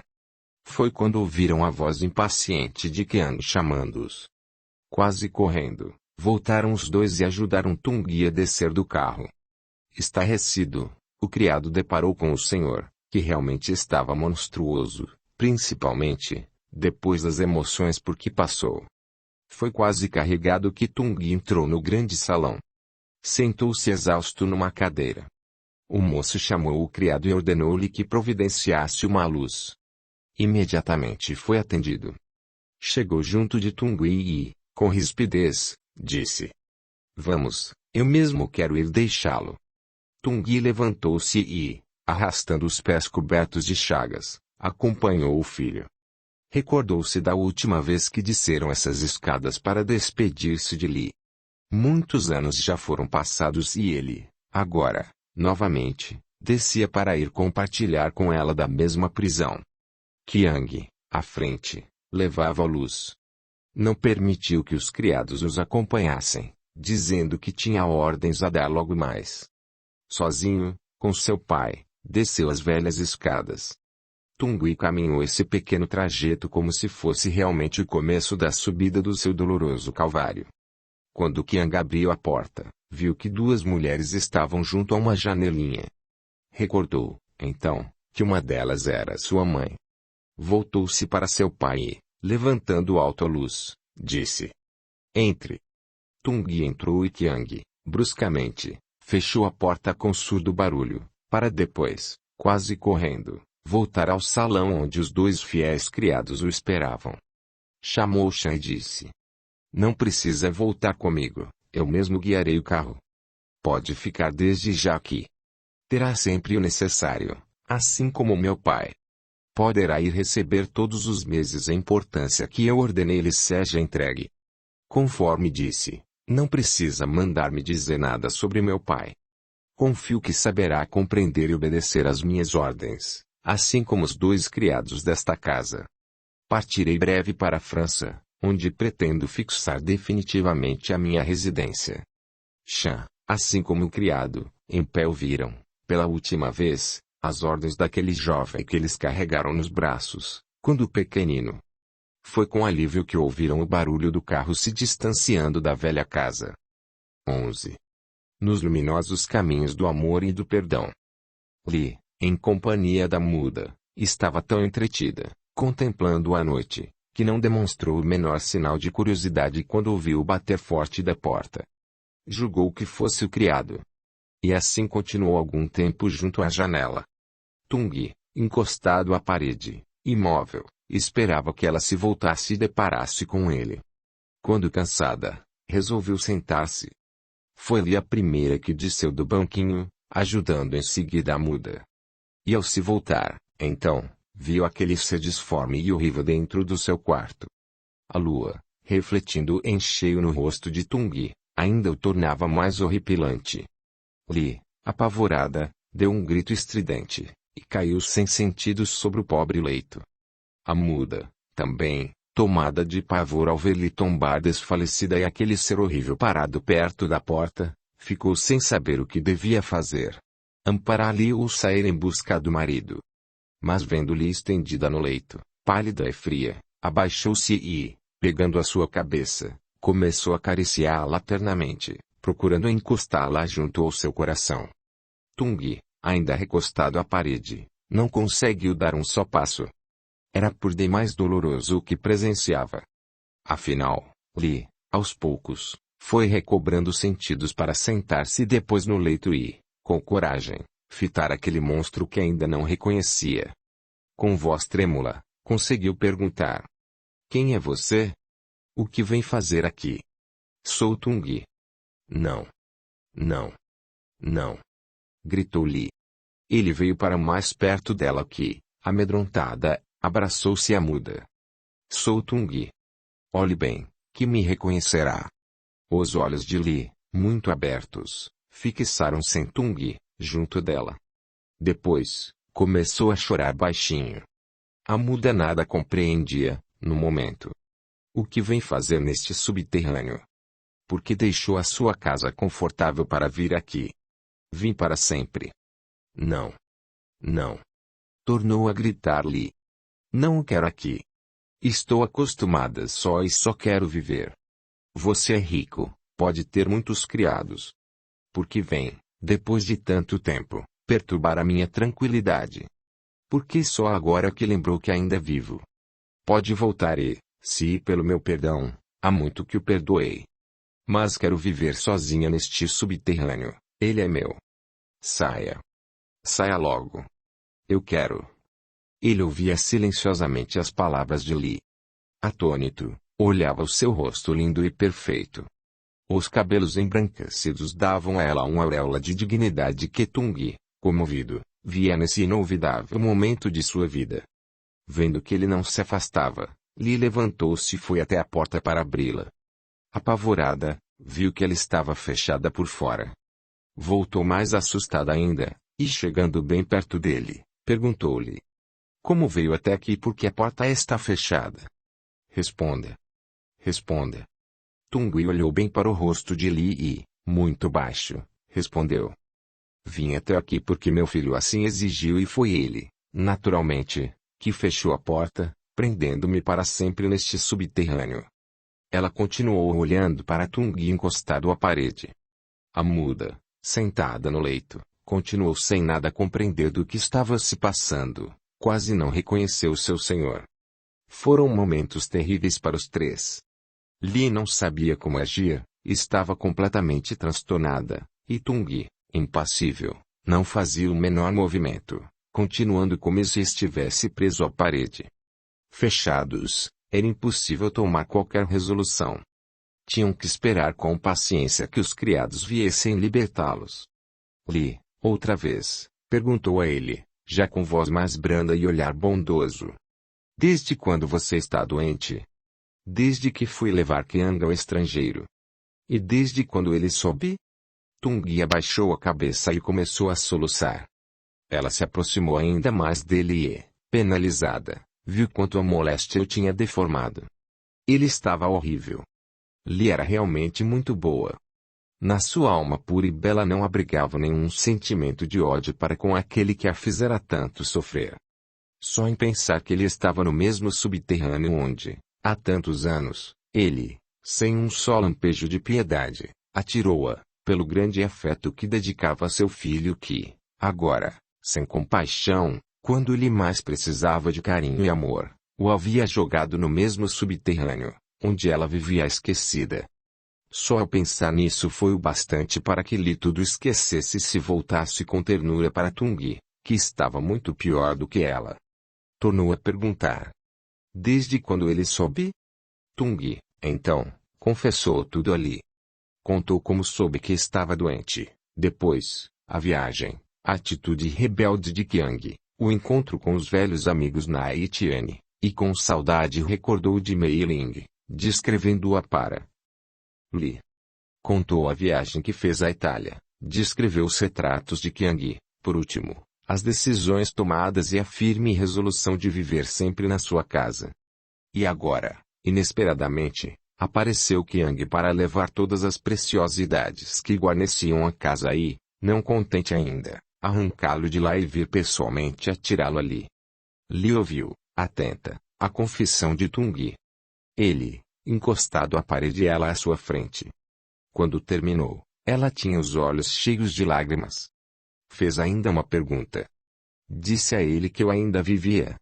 Sim, foi a minha última tentativa para evitar que ele me trouxesse aqui, perturbando a sua tranquilidade. Mas foi de balde. Ele riu alto e disse que seria melhor, pois teríamos a companhia um do outro. Nesse momento, ela tornou a dar um grito e caiu, sem sentidos, junto de Tung. A muda correu e ele se abaixou para ajudar a bondosa amiga a levar-lhe, desacordada, para o leito. Deitada com todo cuidado, a muda sentou-se, pôs a cabeça dela no seu colo e, com delicadeza, afagou os seus cabelos grisalhos. Tung sentou-se do outro lado e, tomando, nas suas mãos mutiladas, as mãos ressequidas de Li, contemplou demoradamente os seus dedos curvos, atestados da moléstia impiedosa. Comovido, beijou-as, deixando cair sobre elas as lágrimas claras e puras do seu sincero arrependimento. Quando ela tornou a recobrar os sentidos, Tung abaixou-se, e, bem perto do seu rosto, pediu: Li, perdoe-me. Nesse instante, ouviram o barulho da chave na porta e, logo mais, apareceram Shen e o criado. Ao encontrá-los sentado ao lado de Li, Shen sorriu contente dizendo: Senhor, ele já se foi, a porta está aberta, podem ir para cima, onde ambos encontrarão mais conforto. Li sentou-se no leito e com calma respondeu: Jamais sairei deste subterrâneo. Aqui desejo finalizar meus dias. Se Tung desejar, pode subir, eu ficarei. Meu bom amigo Shan, eu também aqui ficarei, pode providenciar um leito para mim, assim como as minhas refeições. As suas ordens serão cumpridas, meu senhor, e se resolver sair para um pequeno passeio, a porta estará sempre aberta, aqui terá plena liberdade. Só sairei se ele me acompanhar. Li, outra vez, tombou desmaiada sobre o leito. Desta vez, foram 4 que correram juntamente para socorrê-la. A muda tentou explicar que ela nunca tinha sentido isso. Foram momentos angustiosos, até que ela voltou a se contou que, há muito, vinha sentindo essas fortes dores no coração. Tung, ao olhar para Li, compreendeu que ela, além da lepra, estava atacada de outra moléstia traiçoeira que poderia levá-la bruscamente. Será, pensou ele, o mais rude golpe que poderá atingir-me. Perdê-la, agora, seria uma dor tão profunda que talvez não tivesse forças para suportar. Seria o cume do meu calvário. Mas lhe foi, aos poucos, melhorando e todos, satisfeitos, viram que ela voltava normalmente. Passados alguns dias, estavam já habituados à convivência no mesmo aposento. Conversaram muito, ela, deitada e Tung, sentado ao seu lado. Como ele já quase não podia ler, certo dia, pediu a Li para que lesse, chamou Shan e mandou-o trazer alguns livros. Com que prazer ouvia a sua leitura com voz suave e clara. Sentia-se tão feliz ali que não tinha a vontade de sair. Inúteis foram os convites de Shan. Não. Só irei quando lhe desejar, respondia sempre. À noite, desciam os 3 criados e ficavam conversando, animadamente. Certa noite, muito bela, quando o luar invadia todo o aposento com sua luz brilhante e todos estavam reunidos conversando, a muda se levantou e, chegando perto de Li, pegou sua mão e puxou-a para junto da janela, como o dedo mostrou a lua e depois a porta, convidando-a desse modo para o passeio que faziam juntas. Li sorriu bondosa e pediu agasalho. Ligeira, atendeu e o colocou nos seus ombros. Vamos, Tung, fazer um pequeno passeio pelas margens do rio? A noite está convidativa. Vamos todos. E, sem esperar resposta, de mãos dadas, saiu com a muda. Tung, contente, seguiu seus passos, o mesmo fazendo os criados. Era a primeira vez que ele saía depois do que Qiang tinha deixado. Acompanhou-lhe, vagarosamente. Quando defrontaram com o rio, que estava belíssimo, coberto pelo luar esplêndido, Tung respirou feliz e, vendo-lhe sentar-se na areia branca, sentou-se também junto dele e da muda. Viu quando a criada fez um gesto como que pedindo qualquer coisa. Esperou e, surpreendido, não demorou muito a ouvir-lhe, muito baixinho, cantar. Felicidade é pranto e é agonia. Felicidade é canto e é alegria. Felicidade é bálsamo para o amor. Felicidade é a inimiga da dor. Quando terminou, apressada, levantou-se e saiu sem olhar para Tung. Nunca mais eles pronunciaram o nome de Qiang. Um dia, Tung despertou muito cedo e viu que ela já estava olhando pela janela, como que procurando descobrir qualquer coisa oculta nos ramos frondosos da árvore que ficava defronte.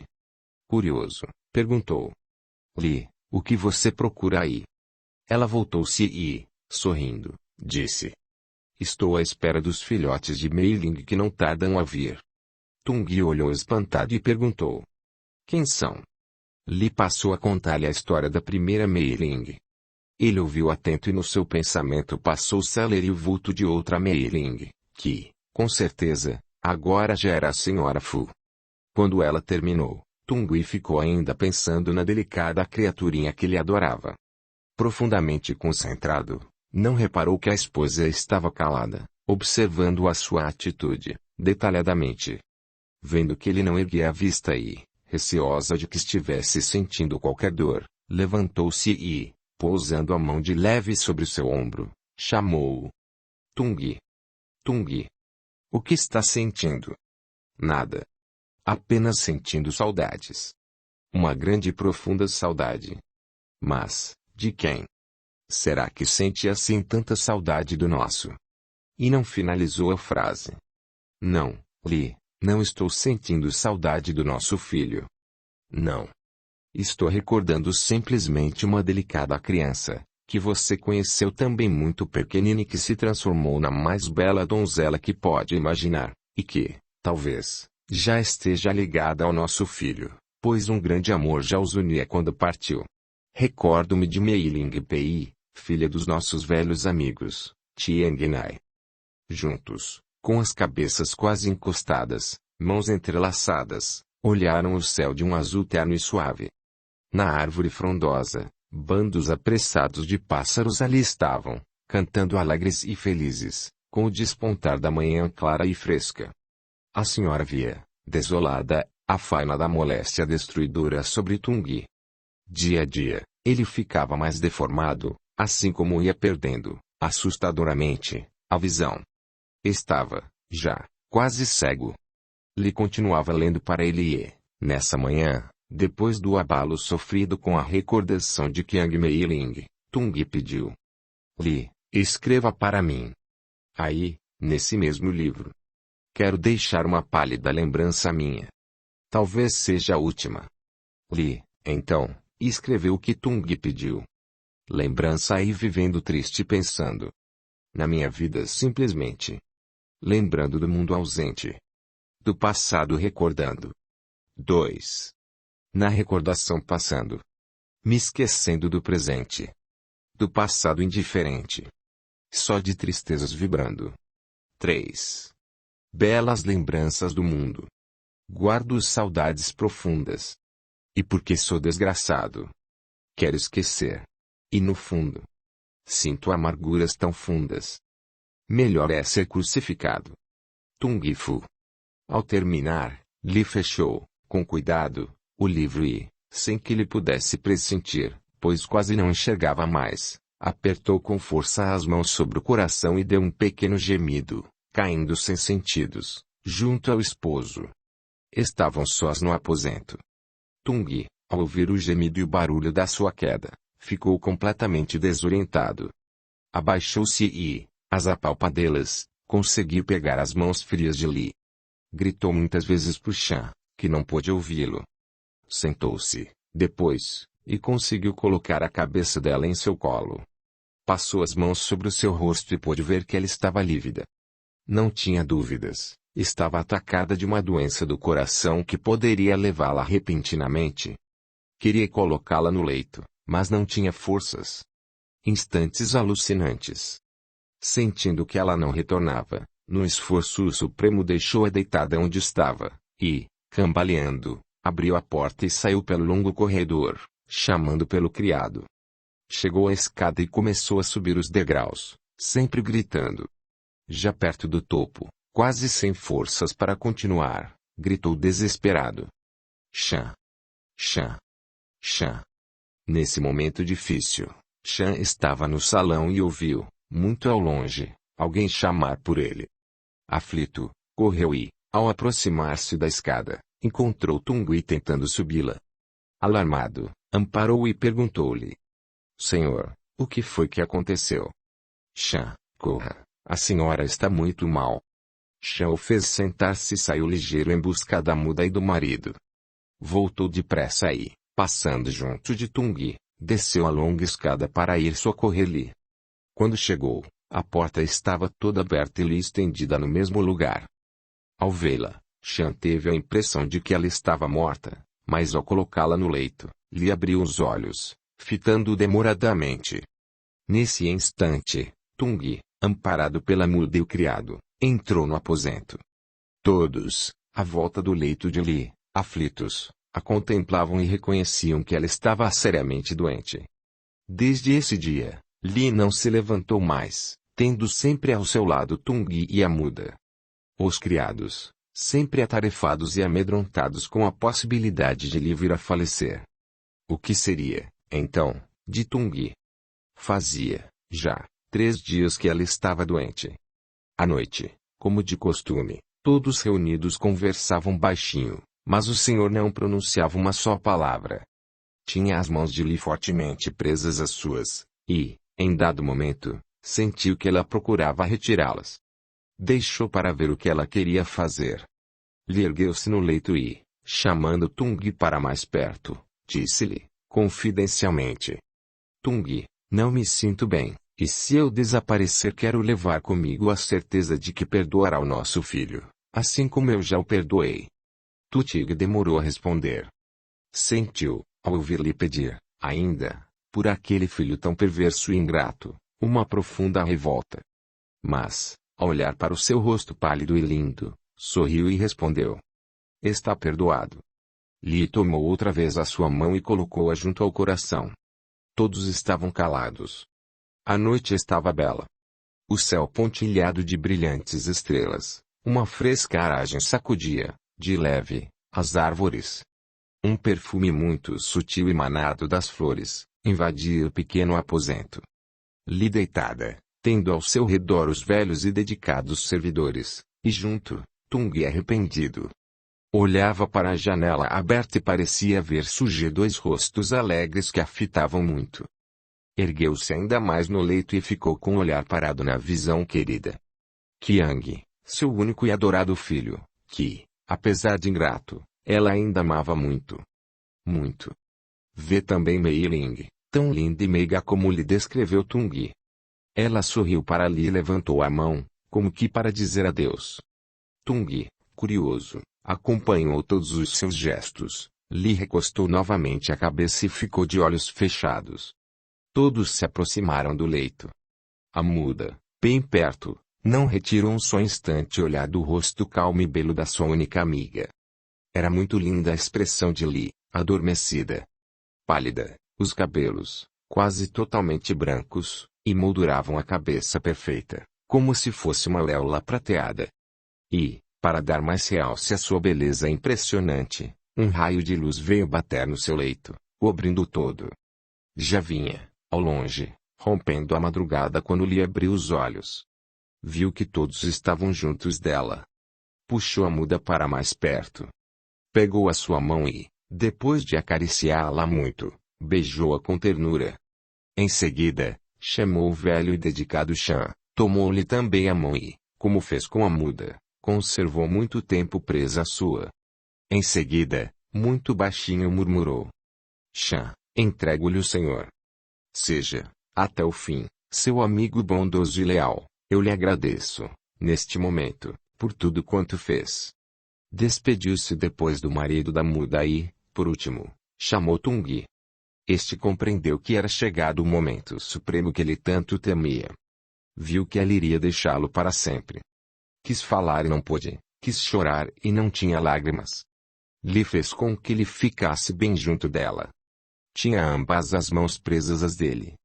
Olhou com piedade para as mãos de Tung, cujos dedos, alguns já estavam sem falanges, deixando cair sobre elas, abundantes e transparentes lágrimas. Ele, com um olhar penetrante e fixo em Li, acompanhou todos os seus movimentos.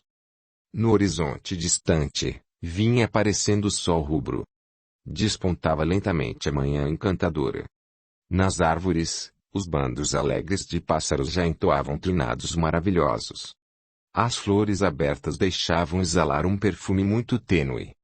No velho subterrâneo, de paredes encardidas pelos anos, o sol invadia clareando-as todas.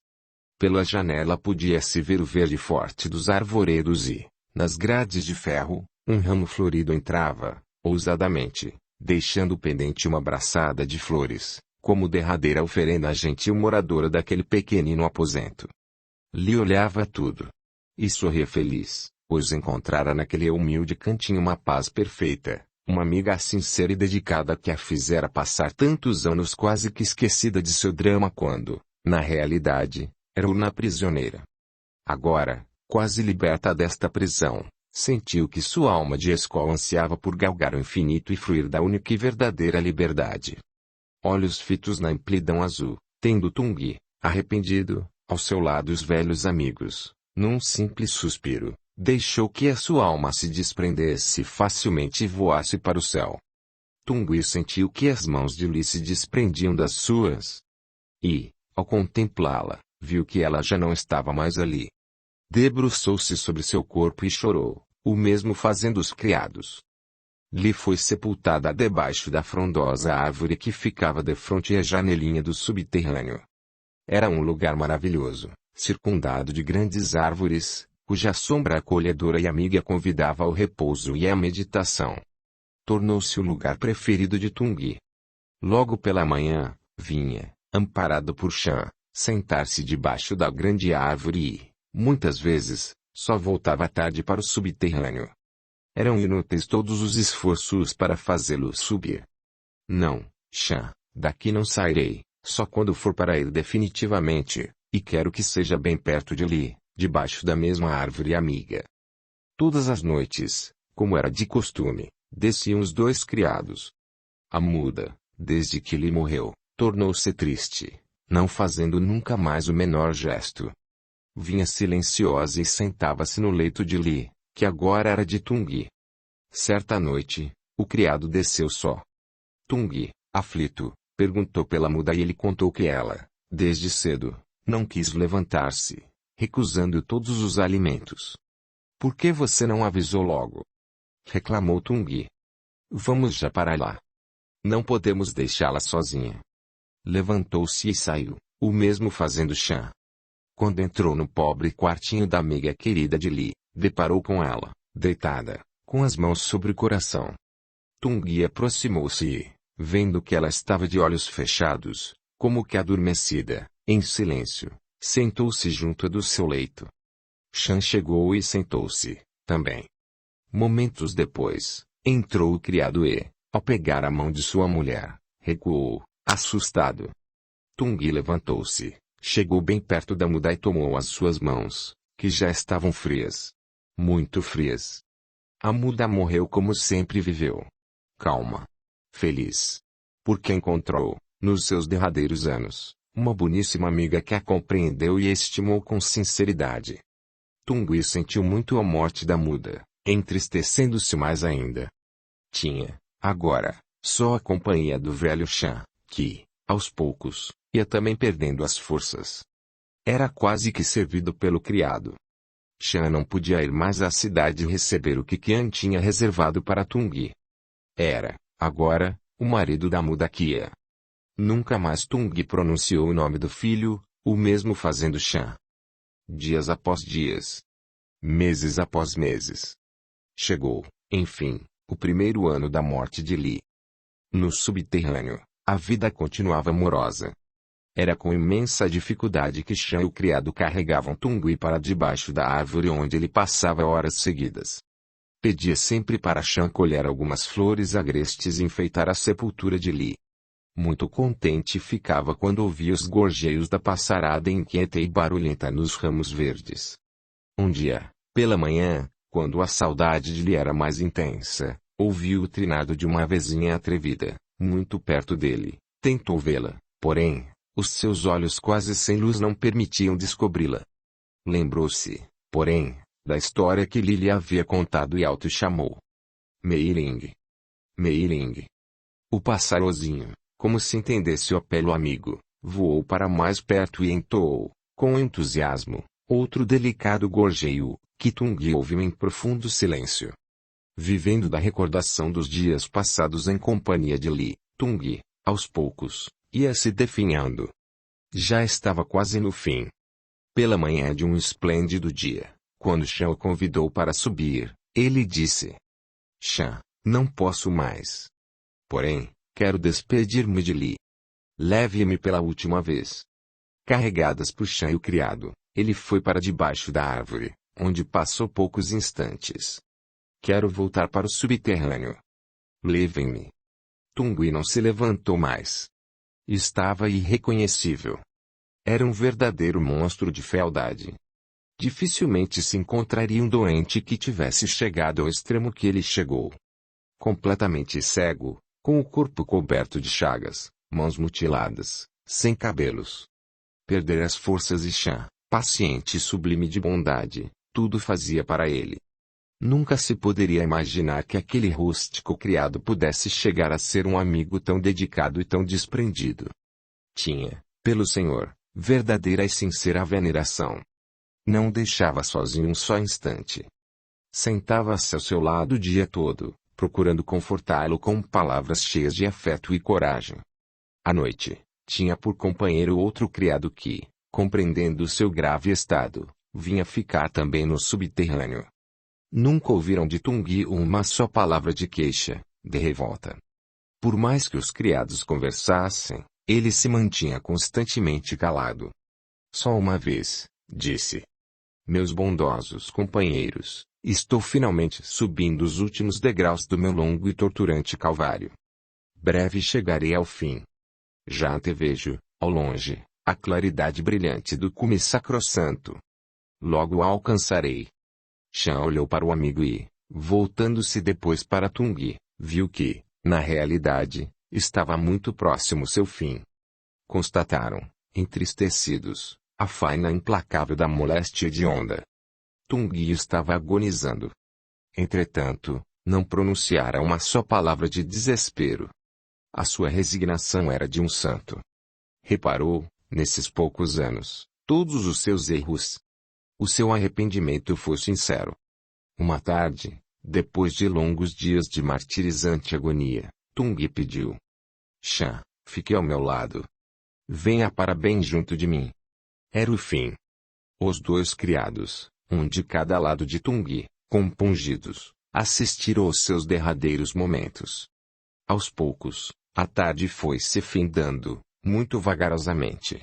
E também, muito devagar, Tungui agonizava no frio e triste subterrâneo, onde fora levado pelo seu único filho. Em dado momento, ele procurou se erguer mais no leito e, amparado por Chan, que chorava baixinho, começou a pronunciar entrecortadas frases que os criados, emocionados, ouviam. Deus meu. Amor. Senhor. Creio. Acalma a minha dor. Parou alguns instantes, e nos seus olhos sem luz brotaram transparentes lágrimas que rolavam pelo seu rosto deformado. Ainda com maior dificuldade continuou a falar, agora, com um imperceptível murmúrio. Os criados ajoelharam-se e puderam ouvir, então, as suas últimas palavras. Perdão. Peço, ó Pai. Pequei. Errei. Lutei. Sofri. Tungui ficou outra vez calado. Chan sentiu que as suas mãos estavam ficando frias. E seu olhar ficou parado como que à procura de algo que desejava insistentemente ver. Tungui estremeceu e, no esforço supremo, ainda disse, contrito: Perdão, Senhor. Deus de amor. Pai, também imploro e choro pela redenção da criatura que pecou mais que sofreu. Perdoa, ó Senhor. O filho ingrato. Chan e o criado soluçaram emocionados, quando Tungui terminou. Calados, não desviavam o olhar do Senhor que morria lentamente. Tungui procurou apertar a mão de Chan e os dois servidores ainda conseguiram ouvir um sutil murmúrio. Adeus. Adeus. Li. E, santamente morreu. No subterrâneo, quase todo escuro, ficaram os dois velhinhos olhando seu bondoso senhor. Morto e horrivelmente deformado. Foi Chan que, passados alguns momentos, com a voz trêmula e entrecortada pelos soluços, exclamou, numa derradeira homenagem ao seu grande e sofredor amigo: Senhor, o seu último degrau foi atingido. Foi muito longo o seu calvário, mas conseguiu subi-lo com coragem até o cume luminoso. Adeus. Tungui foi sepultado conforme seu desejo. Debaixo da mesma árvore onde jazia Li. Teve, para acompanhá-lo, os dois velhos criados. Foi sepultado pela manhã, muito cedo. Terminado, Chan encaminhou-se para a margem do rio e ficou muito tempo sentando na areia branca e úmida. O rio, muito calmo, deslizava mansamente, indiferente à dor daquele mísero velhinho que soluçava na sua margem. Indiferente era, também, a natureza que, naquela manhã clara e formosa, despertava para mais uma etapa do seu curso normal. Tudo era belo em volta de Chan. Ele voltou-se e olhou para a casa de pedras, cenário silencioso do drama pungente vivido por aqueles dois seres amoráveis e sofredores. Imponente era o aspecto da antiga mansão. Recordou-se, o velho Chan, dos dias longínquos do passado, quando seu senhor, no apogeu da mocidade, aureolado pela fortuna e pelo brilho excepcional do seu fulgurante talento, volvia das longas viagens através do mundo, e vinha procurar, na solidão da vasta casa de pedras, o repouso preciso. Recordava-se, também, de uma das vezes em que veio com Tung, Li Qiang pequenino, passar alguns dias na casa acolhedora. Via, então, na sua mente cansada, o vulto branco de Li. Era tão linda a sua senhora. Chan via, nitidamente, o rosto perfeito de Li. Olhando para a casa de pedras, tinha a impressão de que via aparecer, ao longe, Li, esbelta e delicada, trazendo pela mão um forte menino que tentava se desprender, e que, finalmente, conseguia sair correndo pelas margens do rio. Parecia que ouvia a voz compassiva e suave de sua senhora chamando-o aflita. Qiang. Qiang. Qiang. Meu filhinho. Venha. E Qiang corria cada vez mais até que, cansado, caía ofegante na areia branca. Li, sorrindo, vinha para junto dele e, tomando carinhosamente a sua cabecinha, o beijava ternamente. Depois, o velhinho se recordava de quando ele veio, inesperadamente, já então um bonito jovem, para com toda a crueldade retirar da casa da cidade o seu bondoso pai, doente e velho, com todos os requintes de maldade e avareza, e atirá-lo no mesmo subterrâneo onde jazia, há muitos anos, a sua adorável mãe. Todas essas recordações vinham à mente exausta do dedicado amigo, do servo fiel, que demonstrou, até os últimos momentos, quanto queria aos seus senhores. O que seria agora dele? Tinha a ordem severa de Qiang para não mandar dizer nada sobre a morte de Tung. Teria de ficar só, apenas com o amigo, que também já estava velho. Mas, talvez, breve seria o seu fim. Quando ele desaparecesse, o criado poderia fechar a casa e ir entregar as chaves ao correspondente de Qiang, que, convenientemente, se entenderia com o jovem proprietário. Levantou-se devagar e voltou para o subterrâneo, onde tinha ainda uma missão a cumprir. Destruir tudo que pertencer a Tung Li.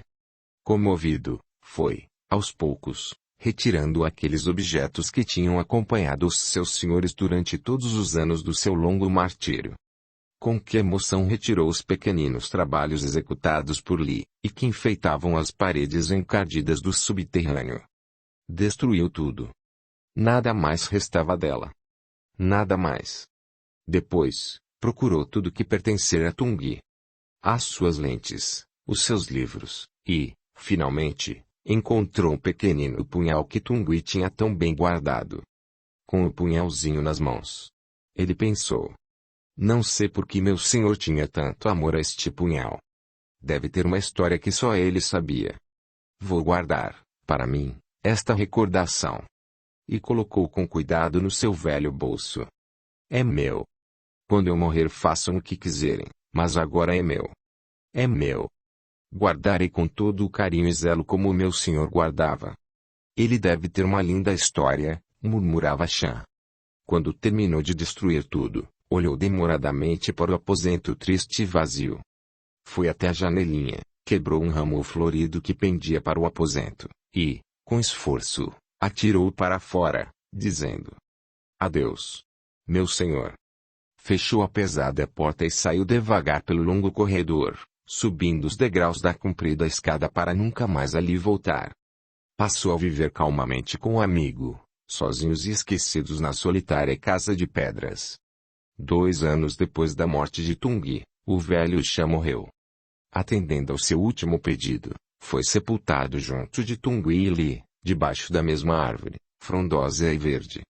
O criado fechou a casa e foi entregar as chaves que seriam, em breve, remetidas a Qiang, que residia feliz e tranquilo na famosa capital francesa. Audiolivro realizado pelo canal Surya Chand Audiobook. 12. Reencarnação Redentora.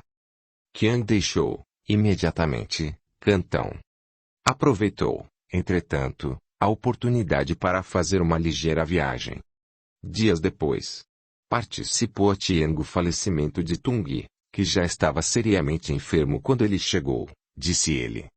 Tranquilo, pôde desfrutar os dias em que passou viajando. Tinha plena confiança no velho Shan. Sabia que ele jamais desobedeceria às suas ordens. Quanto a Tung, não lhe restava a menor dúvida. Ele viveria pouco. Durante a travessia, muitas vezes pensou no pai enfermo e em sua mãe prisioneira. Mas, logo recordava que ambos eram leprosos e sentia um horror tão grande que o deixava, para sempre, insensível a qualquer gesto de compaixão. Na casa de pedras possuem todo o conforto, nada mais posso fazer, estou tranquilo. Quero agora viver livremente. Tenho tudo quanto é necessário para ser um vitorioso, meditava. E realmente fui. Alcancei tudo quanto desejei. Casei-me com Mei Ling Pei e tive a mais terna e bela esposa. Paciente e amiga, jamais se esqueceu de Li e de meu pai. Cultivou sempre a memória de ambos. Durante muitos anos fomos imensamente felizes.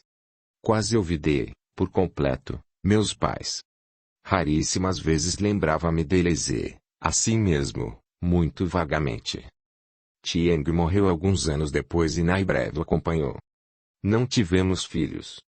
Passados muito tempo, quando já lhe surgiam os primeiros cabelos brancos e as primeiras rugas, a minha doce Mei Ling deixou-me sozinho. Como já estava no outono da vida e riquíssimo, transformei-me num peregrino.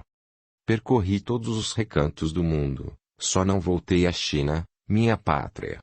Muitas vezes estive para ir revê-la, porém, recordava-me dos meus pais, e ainda senti um forte abalo percorrer meu corpo, na lembrança de que eles foram leprosos.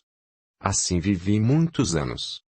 Estava já velho e morava ainda em Paris. Conservava a casa que tinha pertencido a Qiang onde sempre vivi com Mei Ling. Era o meu refúgio quando, exausto das longas viagens, volvi a Paris. Foi, pois, nessa mesma casa, onde morreram Tiane, Na e Mei Ling, que me instalei ao sentir-me enfermo, próximo do meu fim. Tinha nos 2 irmãos de Mei Ling grandes e sinceros amigos. Fiz doação a eles de todas as coleções preciosas de meu pai, agora grandemente aumentadas por mim, só exigindo uma condição. Que essas relíquias continuassem sempre em poder da família Pei. Nos meus últimos meses de enfermo, vivi na minha casa luxuosa, cercada de inúmeros criados e amigos, incluindo as famílias dos 2 irmãos de Mei Ling. Estive pouco tempo doente e, durante esse período, nas minhas noites de vigília, mais de uma vez vi o vulto de minha mãe e senti a presença de meu pai. Não tinha nenhuma fé. Vivi até os últimos instantes como um incrédulo, nada me demoveu e morri com as minhas arraigadas convicções de que nada existia além do que nós vimos. Foi preciso que a morte, como já disse no início desta obra, quebrasse os pesados grilhões para que eu compreendesse que existia algo mais grandioso do que todas as maravilhas que vemos no mundo material. Foi, pois, quando despojado da vã matéria, que vim a reconhecer o meu erro e quanto é infinita a bondade do Supremo Criador, que até os filhos ingratos e perversos têm o consolo de poder receber dele, Pai amantíssimo, a dádiva grandiosa de uma reparação. Assim, recebi no além, para a reparação do meu grande erro e da minha imensa ingratidão, oportunidade de aqui voltar, como voltei. Pobre e leproso, pois só assim eu poderia expiar o meu passado infeliz.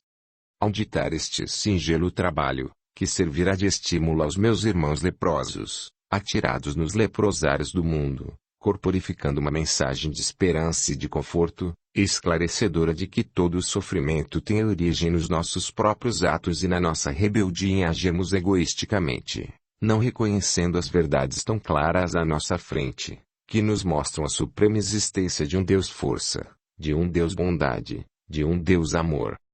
contando a minha história para os meus irmãos leprosos, quis auxiliá-los deste modo a poder enfrentar corajosamente a grande desdita, convictos de que são passageiros os anos, que, quando ainda aí prisioneiros, julgamos infindáveis.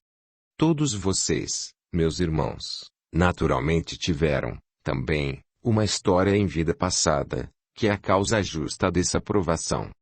Lendo, irmãos, a minha simples mensagem de esperança, espero que tenha contribuído com uma pequenina parcela de conforto que possa suavizar, transitoriamente, a grande tortura que os tem tolhido das suas liberdades em estreitos pedaços da terra.